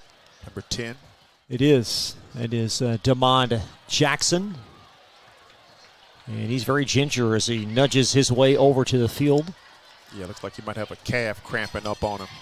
Get that young man over to the sideline. Well, it usually happens about 3 in the morning. Right. Or in the 4th quarter when you're dehydrated. Depends on your age. That's right. We'll see what Ballard can do here. It's 2nd down and 8. 11:31 in the 4th quarter. Yeah, they've looked like a totally different offense since Irvin's arrival. One receiver at the top, one receiver at the bottom. With Irvin in motion, signaling Thompson to the near side. Irvin hands to Dalen Thompson, and he spins and twists across the 20 down to the 18. It looks about a yard short of a 1st down. Yeah, they've got Thompson coming across the field on that motion and just handing him the ball, and he's so quick. And at his size, I mean, it's almost hard to see him behind those Bruin offensive linemen, and he was able to make a big pickup on that play.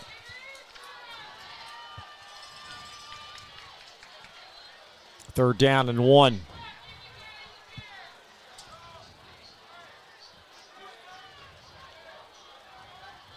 Brock gets the quick handoff. 2nd level rush, and he's going to be close to a 1st down. The male defense pretty sturdy there, and it looks like a mark on that far sideline, and he appears to be short. Yeah, at 5'11", 200 pounds, the senior Shante Brock is tough to get down. I thought he had that, but looks like they stopped him a little short. We got a big 4th down play here for the Bruins. Yeah, Ballard's offense certainly on the field here with 10-11 in the 4th. The crowd anticipating the significance of this play. 10:03 in the 4th. Ballard 4th and 1 from the male 18-yard line. Got to watch Irvin as well. He's good on his feet also. Irvin hands to Martin, and Martin does not get it. They went to the much smaller running back in short yardage, and Male reading it beautifully to get off the field. It's Christian White leading the brigade. Big stop by the Bulldogs. That's a momentum changer. You can instantly look at the sidelines. The Male high school team is jumping up and down. The fans are fired up, and the Ballard Bruins are over here thinking, what just happened? So really big stop by the Bulldogs. They needed that. So the Bruins, a wonderfully called second half, but on 4th and 1, they opt to go with Martin in lieu of perhaps their more sturdy back Brock in short yardage, or even Irvin up the gut. I like the play call, you know what I mean? And they got the Bulldogs pinned down pretty deep in their own territory, so if that defense can step it up and play like they've been playing, they'll be just fine. In the shotgun is Jordan Williams. And Williams, here's the handoff to the near side. Steron Davidson back. Wonderful defense by Ballard. Back to the 18-yard line. Loss of a couple. That's David Cawley with a tackle. Yeah, he just couldn't get around that corner and ended up getting clotheslined to the ground there. Nice stop by the Ballard Bruins. Very aggressive on defense still.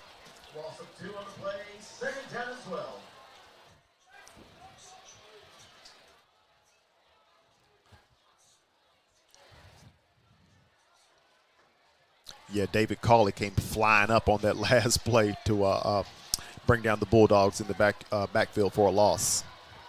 Second down and about 11 with 9 minutes remaining. Tyson Kinsel, the back behind Jordan Williams. And Kinsel, Santi Brock around the edge again. He's having a wonderful evening, and that's going to be no gain. Yeah, that looked like, just a bit of a loss actually on that play. That Mill High School offensive line had been playing pretty well the last quarter or so, and they're really having some trouble here in the second half. Loss back to the 15-yard line. Yeah, you mentioned the male front did a great job protecting Jordan Williams in the first half, but not as much here in this half. Again, I don't know what that's about. I mean, Irvin's on the sideline now, but again, that Ballard defense has a different pep in its step here for the fourth quarter. Two receivers at the top now, an empty set here on what is third down and long. Jordan Williams in the shotgun. And an official's timeout, or is it? That's a delay of game. So third down and 14. Huge mistake down there, wrong place. Last thing the Bulldogs needed right now.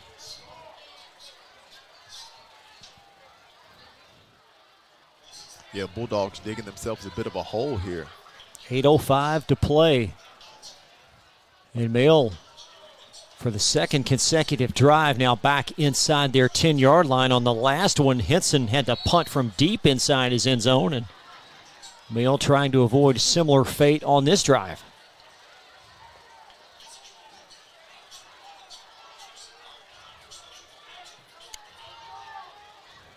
From the 10 is Williams with the snap. Good protection this time. He's going to dump it on the far sideline. It's caught, tackled, missed up to the 20. Now the 28-yard line, and Mill may be close to a first down. Several broken tackles. There's a late flag. A flag is thrown. If that's on Ballard, Matt Keene might lose his mind. They had the Bulldogs pinned deep. They give up a play like that. I don't think he made the first down on his own. The ball was caught by Savion Vaughn, again occurring all the way across the far sideline. It was third down and 19. Vaughn a couple yards short of the first down based on the spot, but again, a flag thrown in late.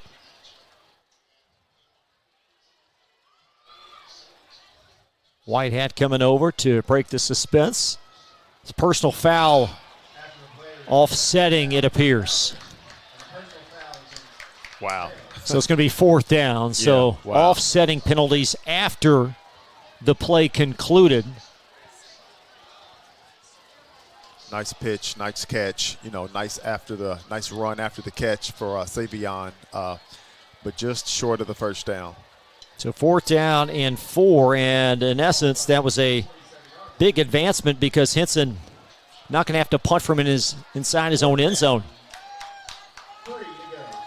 The Males offense staying on the field. That's what I was about to say. I don't see Henson. So Males sending their offense back out there from their own 27 with 7:40 left on fourth down.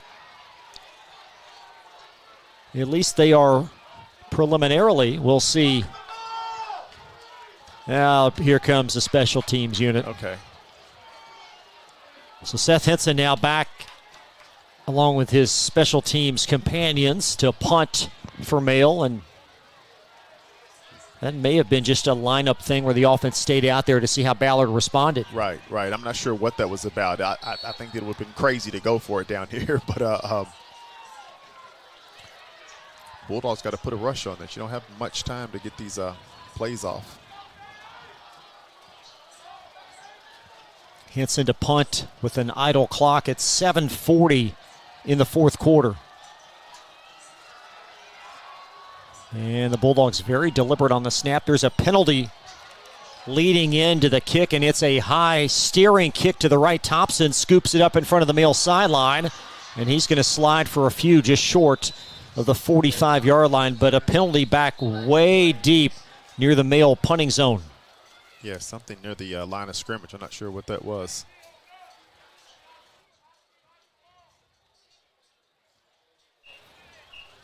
It's on Male.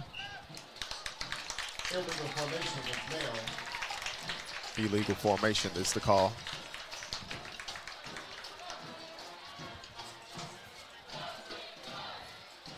Matt Keene receiving the explanation on the near sideline, and he's going to decline because Ballard really set up nicely at their own 44-yard line after the short punt.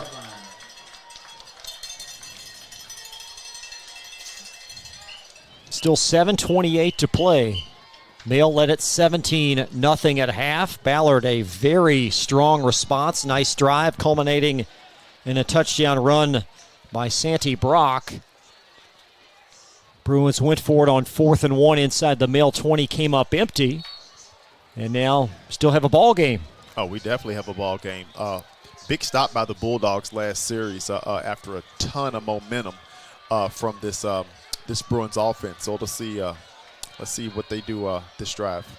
Leandre Martin is the back. Irvin back to throw against heavy pressure and incomplete.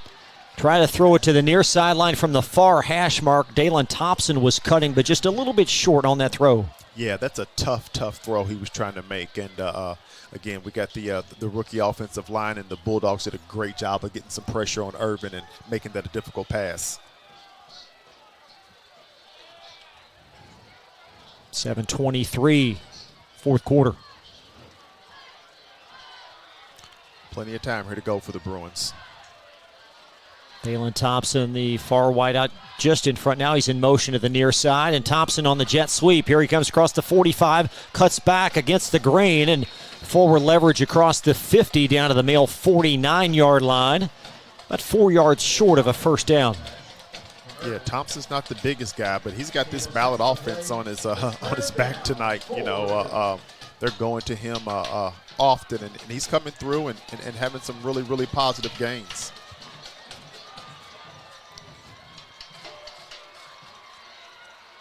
Third down and 4.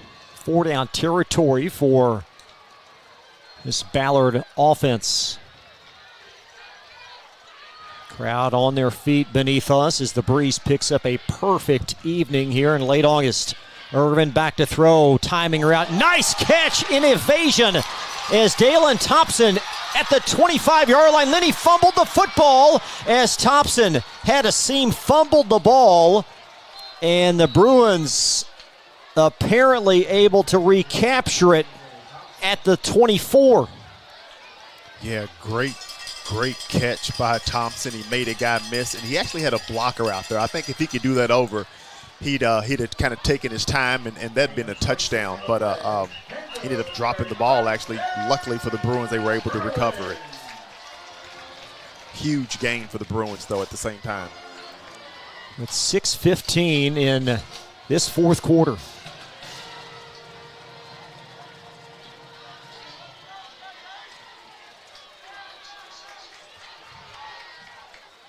One receiver top, 2 now to the bottom. Under 6 minutes in the fourth. Ballard trying to inch their way back in this game. There's Leandre Martin.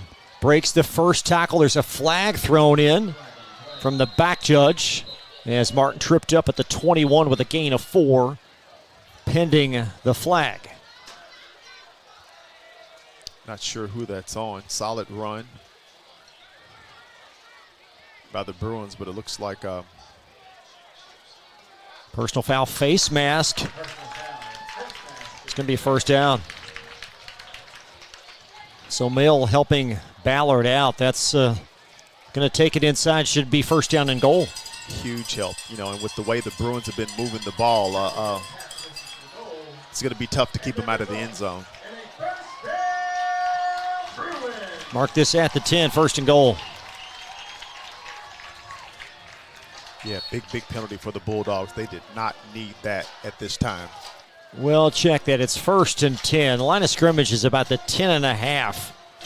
So by all indications, Ballard can get a first down. They can, yeah, right about the half-yard line. 5:34 in this fourth quarter on a must-scoring drive for Ballard. Irvin back to throw. Plenty of time. Zings it incomplete. Dalen Thompson asking for a flag. It's incomplete as he broke the route off at the 3, and it fell in the end zone. Yeah, he was looking at Dalen Thompson the entire time, but Kamari Hayes had a blanket on him. I mean, he literally had a blanket on him. He could not, he wasn't going to catch anything on that play. Great defense by the Bulldog secondary. That stops the clock with 5:19.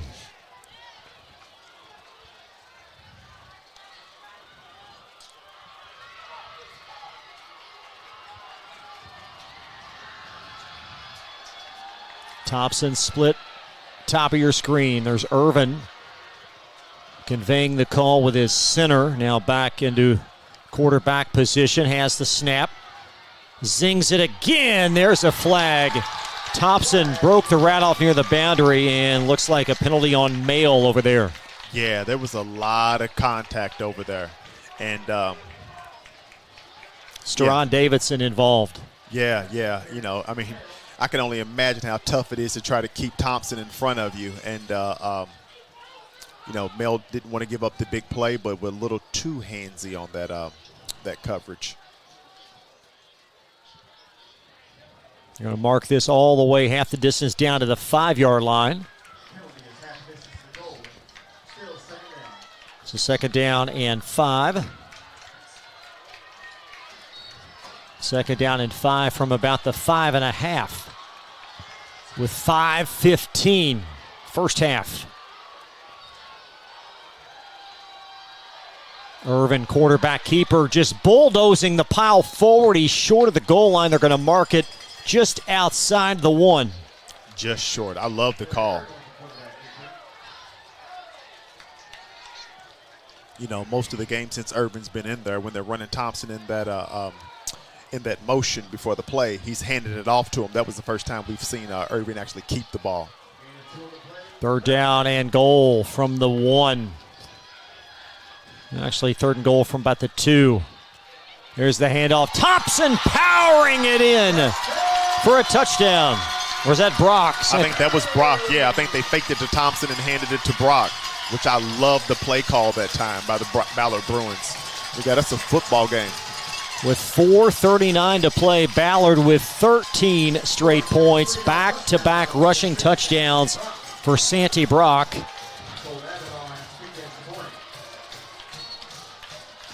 Benji Kizimitsky will hold. Colton Abbott on for the point after.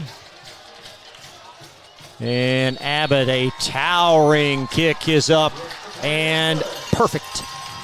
4:39 to play. Don't go anywhere. It's 17-14 Mail live on Glycod. You cannot depend on Beth to choose the best meal to go. Is that soup? No, thank you. But you can always depend on her car starting because she has an Interstate battery. Outrageously dependable. Come by Interstate Batteries, 1510 Production Road, Jeffersonville. You're tuned in to Louisville Football Friday from Glycod. Well, let's see what this Mail offense can respond with as Ballard, they've strung back-to-back touchdowns in this second half. They're within 3. It's Mail ball now, 4:39 remaining. They've also had back-to-back solid defensive stops against this Mail High School offense. So, you know, if they can keep that up, they're going to give themselves a chance to actually pull a victory off tonight. Looks like we got a Bulldog down with some cramps. And we've seen a few student athletes tonight dealing with that.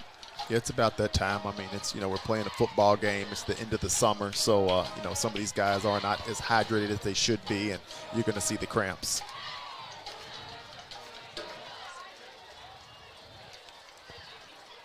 So Colton Abbott on for the kickoff. Tyson Mims is back for Mail.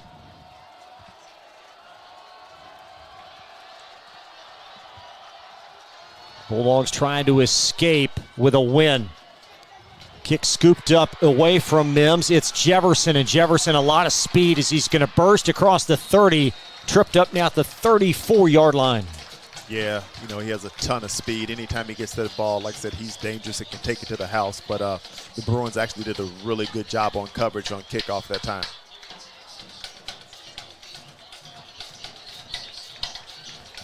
Let's see what this Male offense can do as they try to muster some positive emotion. We have an injury at the far sideline.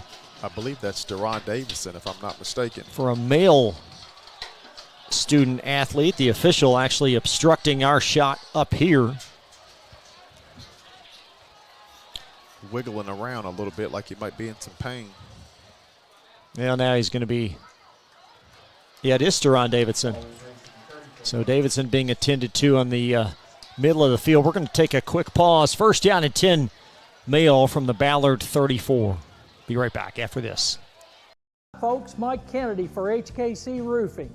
HKC installs the most effective gutter guard on the market at half the cost of the national brands. We guarantee it. Call today for an additional 20% off. You're tuned in to Louisville Football Friday from Lycon. Yes, Deron Davidson, Dion still being attended to out on the far quadrant of the sideline, just really in front of the Male sideline. You can see Chris Wolf getting a really good look as Chris with his hands on hips kind of taking in the situation, and now Davidson looked like he tried to get up a little bit.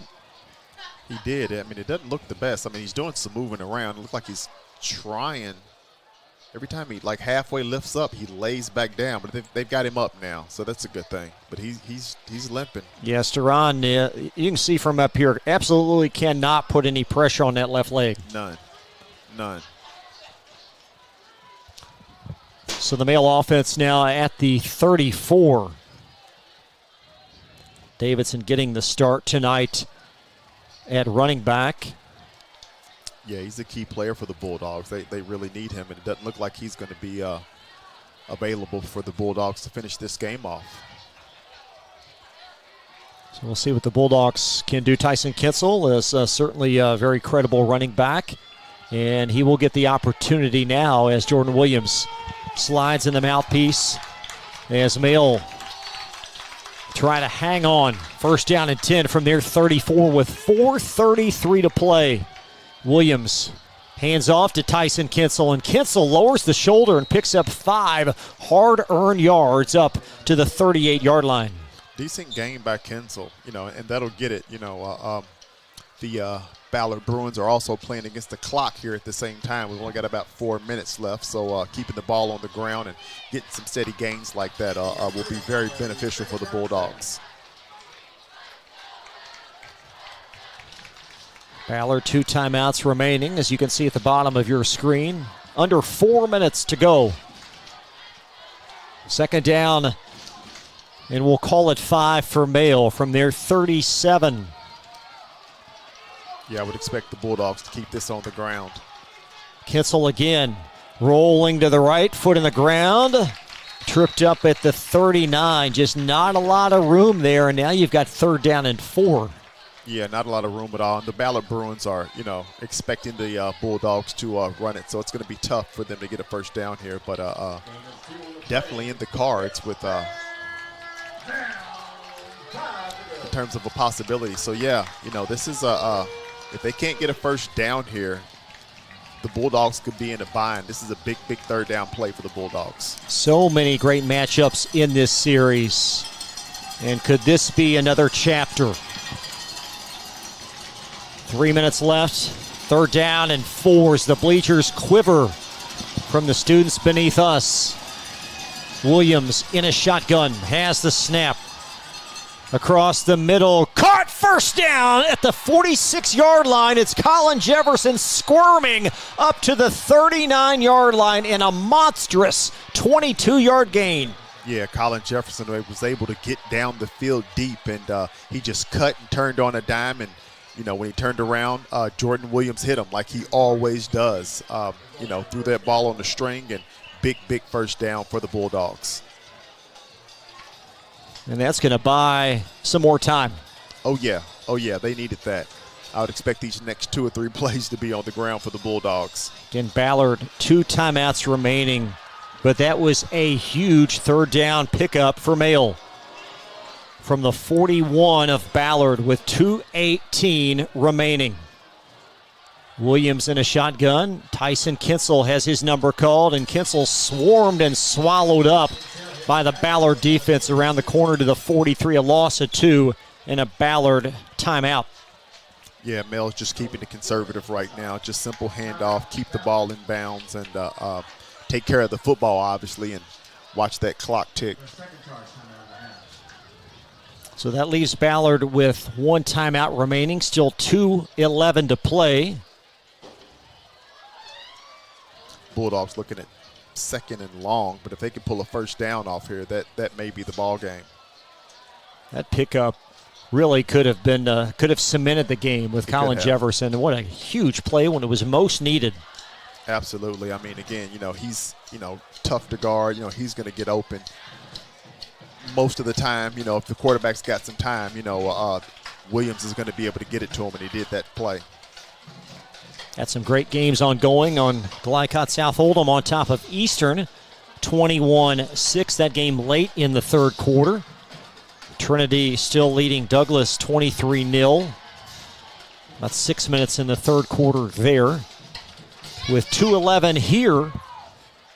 And Mail staring at 2nd down and 12 from the Ballard 43. Bruins 1 timeout remaining.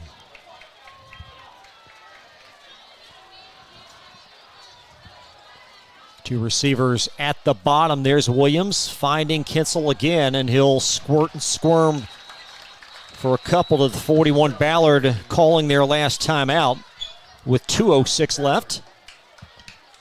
Yeah, Bulldogs, keep it simple, keep it safe, take care of the football. But they're going to need to get a first down. They can't do that again. 3rd down and 11. Bulldogs converting on a similar down and distance the last time. What do you dial up here on 3rd down and long? I think I might go to Colin again. Colin Jefferson, yeah. See if I can get him open downfield. I like the thought of a pass play, try to get a first down here, because I have a lot of confidence in Williams. Jordan is not going to I don't believe he'll turn the ball over right now. You've got Savion Vaughn, that was certainly the star of the first half. He has made some huge plays. Kamari Young has been credible tonight. Tyson Kinsel, Christian White has been a very balanced Mail offense. Yeah, several targets Williams can go to on this play. 3rd down and 12. Again, no Steron Davidson on this drive. He was injured on the last special teams play leading into this series. So 3rd down and 12 Mail from the Ballard 42. Williams stares against pressure. Rolling right, heaves it, and that ball is batted, and it is caught. The ball caught, or was it? We got a flag. It was caught, but there's a flag back in the Mail side of the field. That was the exact same play from the last big 3rd down catch by Collins, except for last time he turned towards the sideline, and this time he turned towards the inside of the field. Personal foul on Ballard. They rough Jordan Williams, and that's going to do it. Yeah. With 1:59 left. No timeouts. And where that ball was caught, it did appear, at least all the way up here, that Jefferson was short of the first down. It was close. But due to the infraction on Ballard, roughing the passer, it's an automatic first down. It's now inside the Ballard 30 to the 28-yard line with 1:59 to go.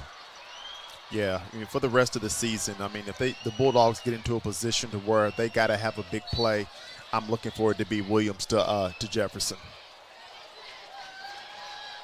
So many building blocks, I think, for both of these teams, and you talked about it in the pregame, would be really a litmus test to see where they both are, and I think they both have made some strides in this game. Male in victory formation. They're going to take a knee. Yeah, a couple more of these, and that'll be the ball game. Even though it looks like it's going to be a loss, I think the Bruins can really take some positive things away from this game. It could probably be argued that if Larry Irvin was here in the first half, we got a different outcome here. So just really blown away by his, the momentum he was able to create just by being on the field.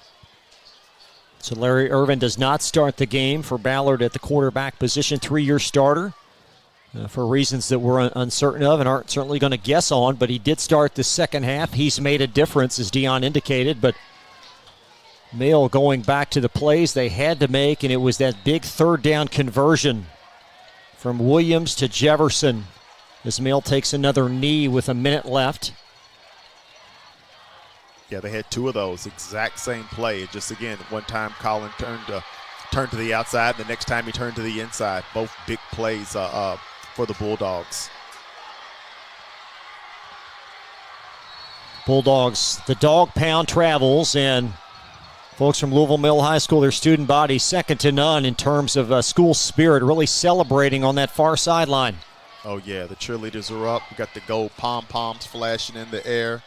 I can see those big Bulldog smiles all the way from over here. So they smell a victory. We got 42 seconds left, and looks like the Bulldogs are going to sneak out of here with one tonight. Well, that's well described, Dion, because that's exactly what's happened. Looks like we got a flag down on the field. Probably a personal. Yeah, you've seen Ballard as Male is trying to take a knee. They've jumped over the pile a couple of times. Well, that play certainly rings a bell when you go back to these two teams over the last handful of years in playoff games. Yeah. Like I said, they got Male High School out of here last season. Surprisingly, folks thought Bulldogs were going to go a little further than that, and and that's going to do it as Male takes another knee. 18 seconds left. Not enough time to run another play. Yep, that'll do it. Looks like they're going to take one from the Bruins tonight. Solid effort by the Bruins tonight. If these teams meet again down the road, this game right here lets me know it's going to be another dogfight. So Male's going to win this, a hard-fought affair. 17-14, 2 great programs, 2 class head coaches will meet at the 50. And you can just see the mutual respect from both these programs. It was a privilege to bring it to you. We'll step aside. Post-game report coming up. Male a winner over Ballard 17-14. We'll be right back after this timeout on Glycod. When it comes to medical imaging, you have a choice. Choose Priority Radiology in New Albany for convenient quality services like CT, MRI, X-ray, ultrasound, mammography, and more. A proud community supporter, Priority Radiology is devoted to making sure you're informed and comfortable every step of the way. Tell your doctor or provider that you choose Priority Radiology when outpatient imaging is needed. Visit PriorityRadiology.com, celebrating 20 years of serving our community of athletes. Priority Radiology. You have a choice. UA Local 502 is powered by Louisville and Southern Indiana's best trained, most productive plumbers, pipe fitters, and HVAC service technicians. A proud community partner with over a century's worth of service, UA Local 502 members have the knowledge and experience for the project you want done, whether it's large or small. Visit lu502.com for information about the contractors who employ our members. UA Local 502. We do it right the first time. 1965 Male graduate and basketball star George Tinsley knows the value of providing quality service, and that's what you get when you dine with Tinsley Family Concessions. They provide travelers with many fine choices at Louisville Muhammad Ali International Airport. Whether it's Kentucky Fried Chicken, Chili's, or Starbucks, you know your travel experience will be a more comfortable and convenient one. Learn more about our company by visiting the website tfcfamily.com. When you're buying or selling a new home and you want to do it with few hassles, count on Polo Real Estate Group. Founded and owned by 1993 Male High graduate Dion Reese, Polo Real Estate has over 2 decades of experience and offers skillful consultation and representation for your sale or purchase. Polo Real Estate Group, a realtor you can trust. Blinds Direct, not just blinds.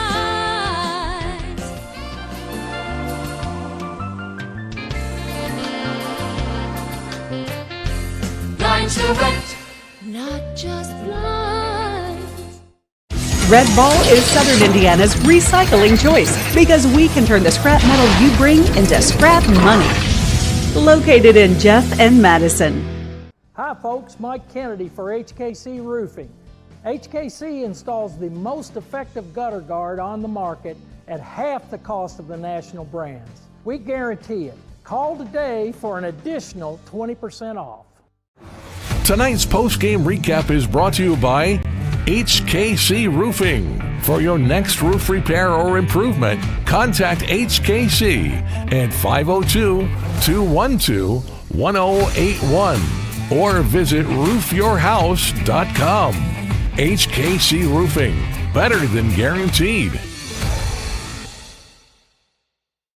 Back to Ballard, a hard-fought male win tonight as the Bulldogs hang on over the Bruins 17-14, and really both teams almost a tale of 2 different halves in this game. Oh, no doubt about it. I mean, Male dominated the first half. I believe it was 17-0 at halftime, and then to start the second half, Larry Irvin shows up out of nowhere, and the Bruins look like a totally different team on both sides of the ball. For the Bulldogs, don't really have any final stats in this game, but certainly Colin Jefferson all over the place, and then Savion Vaughn, a huge game, really a breakout game for the junior. Oh, I agree. You know, I mean, and we knew he was talented. We've seen him on the field. We've seen him have big games, but he really showed out tonight. And I don't know about everybody else, but I'm expecting big things from him. I really saw some glimpses of a special player tonight out of Savion. Bruins, tremendous comeback. It certainly started with Larry Irvin coming back at the quarterback position. But Santi Brock, a wonderful job not only rushing the football, but several defensive plays as well, pressuring the quarterback. Yeah, he was great on both sides of the ball, and he's a big kid, so he's tough to get down, and when he's on defense, it's tough to stay in front of him, not have him just, bowl over you. So really solid game by that man. And just the Ballard Bruins in general. I mean, I know they lost tonight, but I saw a lot of positive things, and if they run into the Bulldogs later, the Bulldogs better watch out. 17-14 Male a winner. Up next, we'll have our State Farm insurance agent Mike Shelton's most outstanding player. We'll have that for you in just a couple of minutes. Live tonight from Ballard on Glycod. Jake from State Farm. I would like to formally extend my gratitude for the Russell rate on my insurance. Do you mean surprisingly great rates from State Farm? I don't believe in accepting help, but I'll make an exception. Here's the deal, Russell. There's no special rate. These prices are for everyone. Consider us square. I made that from memory. I know your face that well. For surprisingly great rates and great service, call State Farm agent Mike Shelton in Louisville today. Like a good neighbor, State Farm is there. When you want the right agents for your real estate, choose the Van Treese team with Semin & Realtors, Louisville's oldest and largest real estate firm. Former University of Louisville basketball star Stephen Van Treese and his wife Laura have put their diverse and combined expertise to work in helping you buy or sell your house. Contact the Van Treese team at 502-468-1463 or visit them online at vantreeseteam.seminin.com. Semin & Realtors, always one step ahead.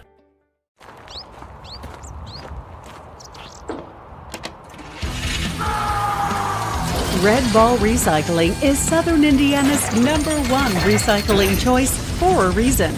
We offer top dollar for all scrap metal. We can buy steel, copper, aluminum, brass, junk cars, and more. Call or stop by Red Ball Recycling and turn your scrap metal into scrap money. Located in Jeff and Madison. 1965 Male graduate and basketball star George Tensley knows the value of providing quality service, And that's what you get when you dine with Tensley Family Concessions. They provide travelers with many fine choices at Louisville Muhammad Ali International Airport. Whether it's Kentucky Fried Chicken, Chili's, or Starbucks, you know your travel experience will be a more comfortable and convenient one. Learn more about our company by visiting the website tfcfamily.com. New recruit, take advantage of our apprenticeship program. Come out of our 4-year course debt-free. With health insurance, a guaranteed pension, a degree, and an electrical license. 3 words I'd use to describe the apprenticeship are opportunity, skillful, educational, solid career path, rewarding, beneficial, and a brotherhood. A life-changing opportunity. The cost of school is free. All your books are paid for. You go to school once every 2 weeks. All the other stuff is on-the-job training. The teachers here are great. They're all very, very knowledgeable. They're preparing you for what you're already seeing in the field. If you're struggling with something in school, sometimes your fellow students can help you work through that. Everyone's willing to help each other. It's like a big family. I love being a part of a union, something bigger than myself. This field is so vast. You can find something that you really love to do because there is so much you can do. I went from a job to a life-changing career. Power up your potential with the IBEW. Founded in 1910 in the Ohio Valley region, German American Bank has been raising the standards in banking and wealth management for over a century. Big enough to provide the conveniences of modern banking, yet small enough to care about the people and communities we serve. Because we believe that when a community thrives, its people prosper. We're lending more than money. We're lending a hand. German American Bank. Building our community together. This segment of tonight's game is brought to you by the Van Treese team with Semin Realtors, always one step ahead, and Lines Direct, your window decoration specialists. Let's take a look at your most outstanding players tonight, presented by State Farm Insurance Agent Mike Shelton. Like a good neighbor, State Farm is there. Colin Jefferson, another strong performance for the Male Bulldogs. It sure was. I mean, and you could have given the player of the game to a couple of guys on the Male High School team who had some big games tonight. But Colin Jefferson, as we expected before this game even started, you know, he definitely left his imprint. And when the Bulldogs really needed, because that was a huge drive towards the end of the game, he came up with 2 big receptions on 3rd down to keep the ball alive and keep the Bulldog victory intact.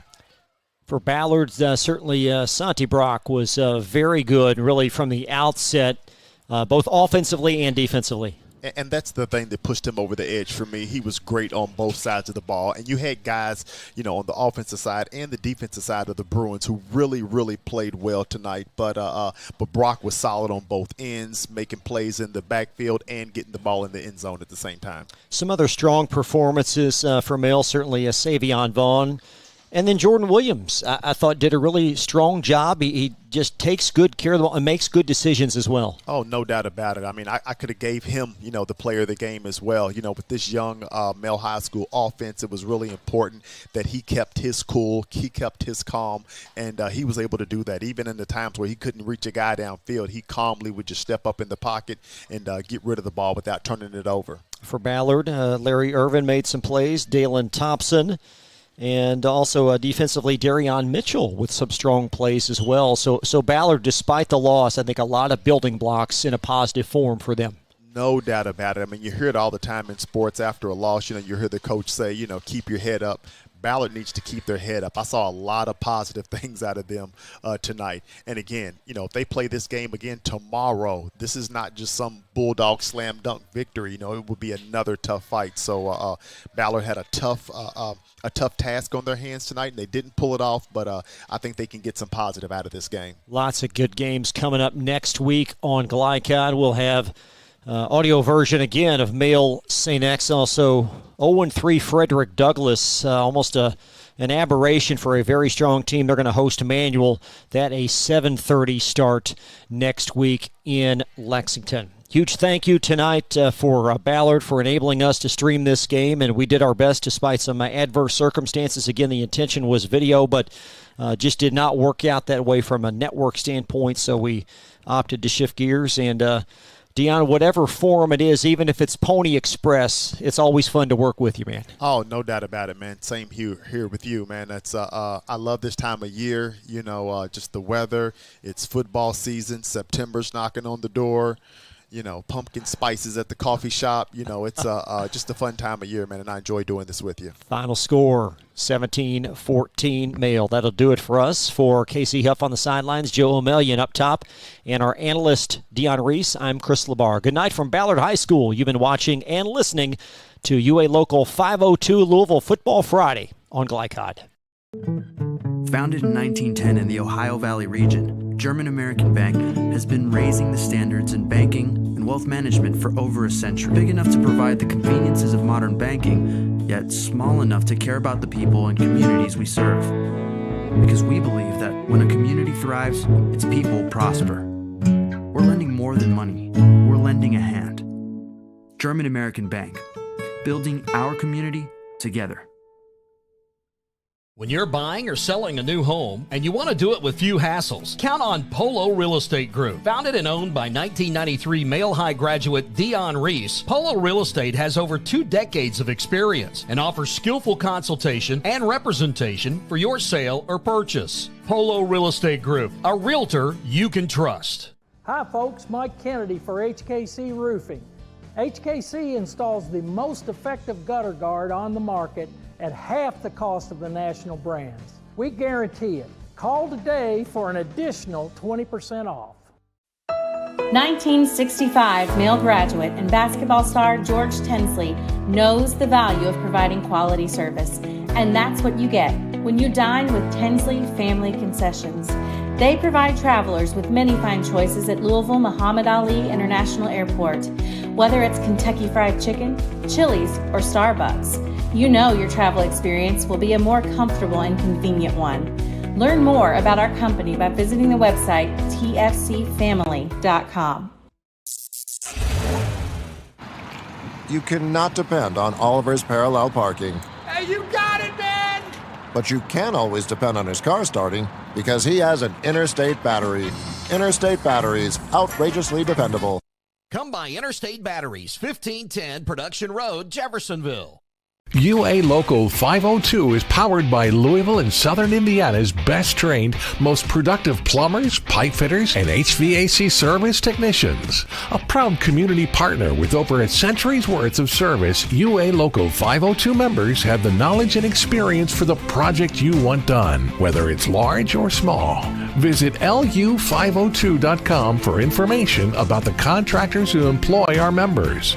UA Local 502. We do it right the first time. Jake from State Farm. I would like to formally extend my gratitude for the Russell rate on my insurance. Do you mean surprisingly great rates from State Farm? I don't believe in accepting help, but I'll make an exception. Here's the deal, Russell. There's no special rate. These prices are for everyone. Consider us square. I made that from memory. I know your face that well. For surprisingly great rates and great service, call State Farm agent Mike Shelton in Louisville today. Like a good neighbor, State Farm is there. You're tuned in to Louisville Football Friday from Glycod. From Glycod, this has been UA Local 502 Louisville Football Friday. UA Local 502 and the Mechanical Contractors Association of Kentucky. We do it right the first time. Tonight's game was brought to you by Red Ball Recycling, your premier metal recycling solution. HKC Roofing, better than guaranteed. Tinsley Family Concessions, commitment to quality. Polo Real Estate Group, a realtor you can trust. German American Bank, building our community since 1910. State Farm Insurance Agent Mike Shelton. Like a good neighbor, State Farm is there. Anderson Sales and Service, a top choice for homeowners and lawn professionals. And by Interstate Batteries and Holy Smokes Barbecue. Visit Glycod.com and follow us on social media for information about upcoming broadcasts and other high school sports content. Thank you for watching this live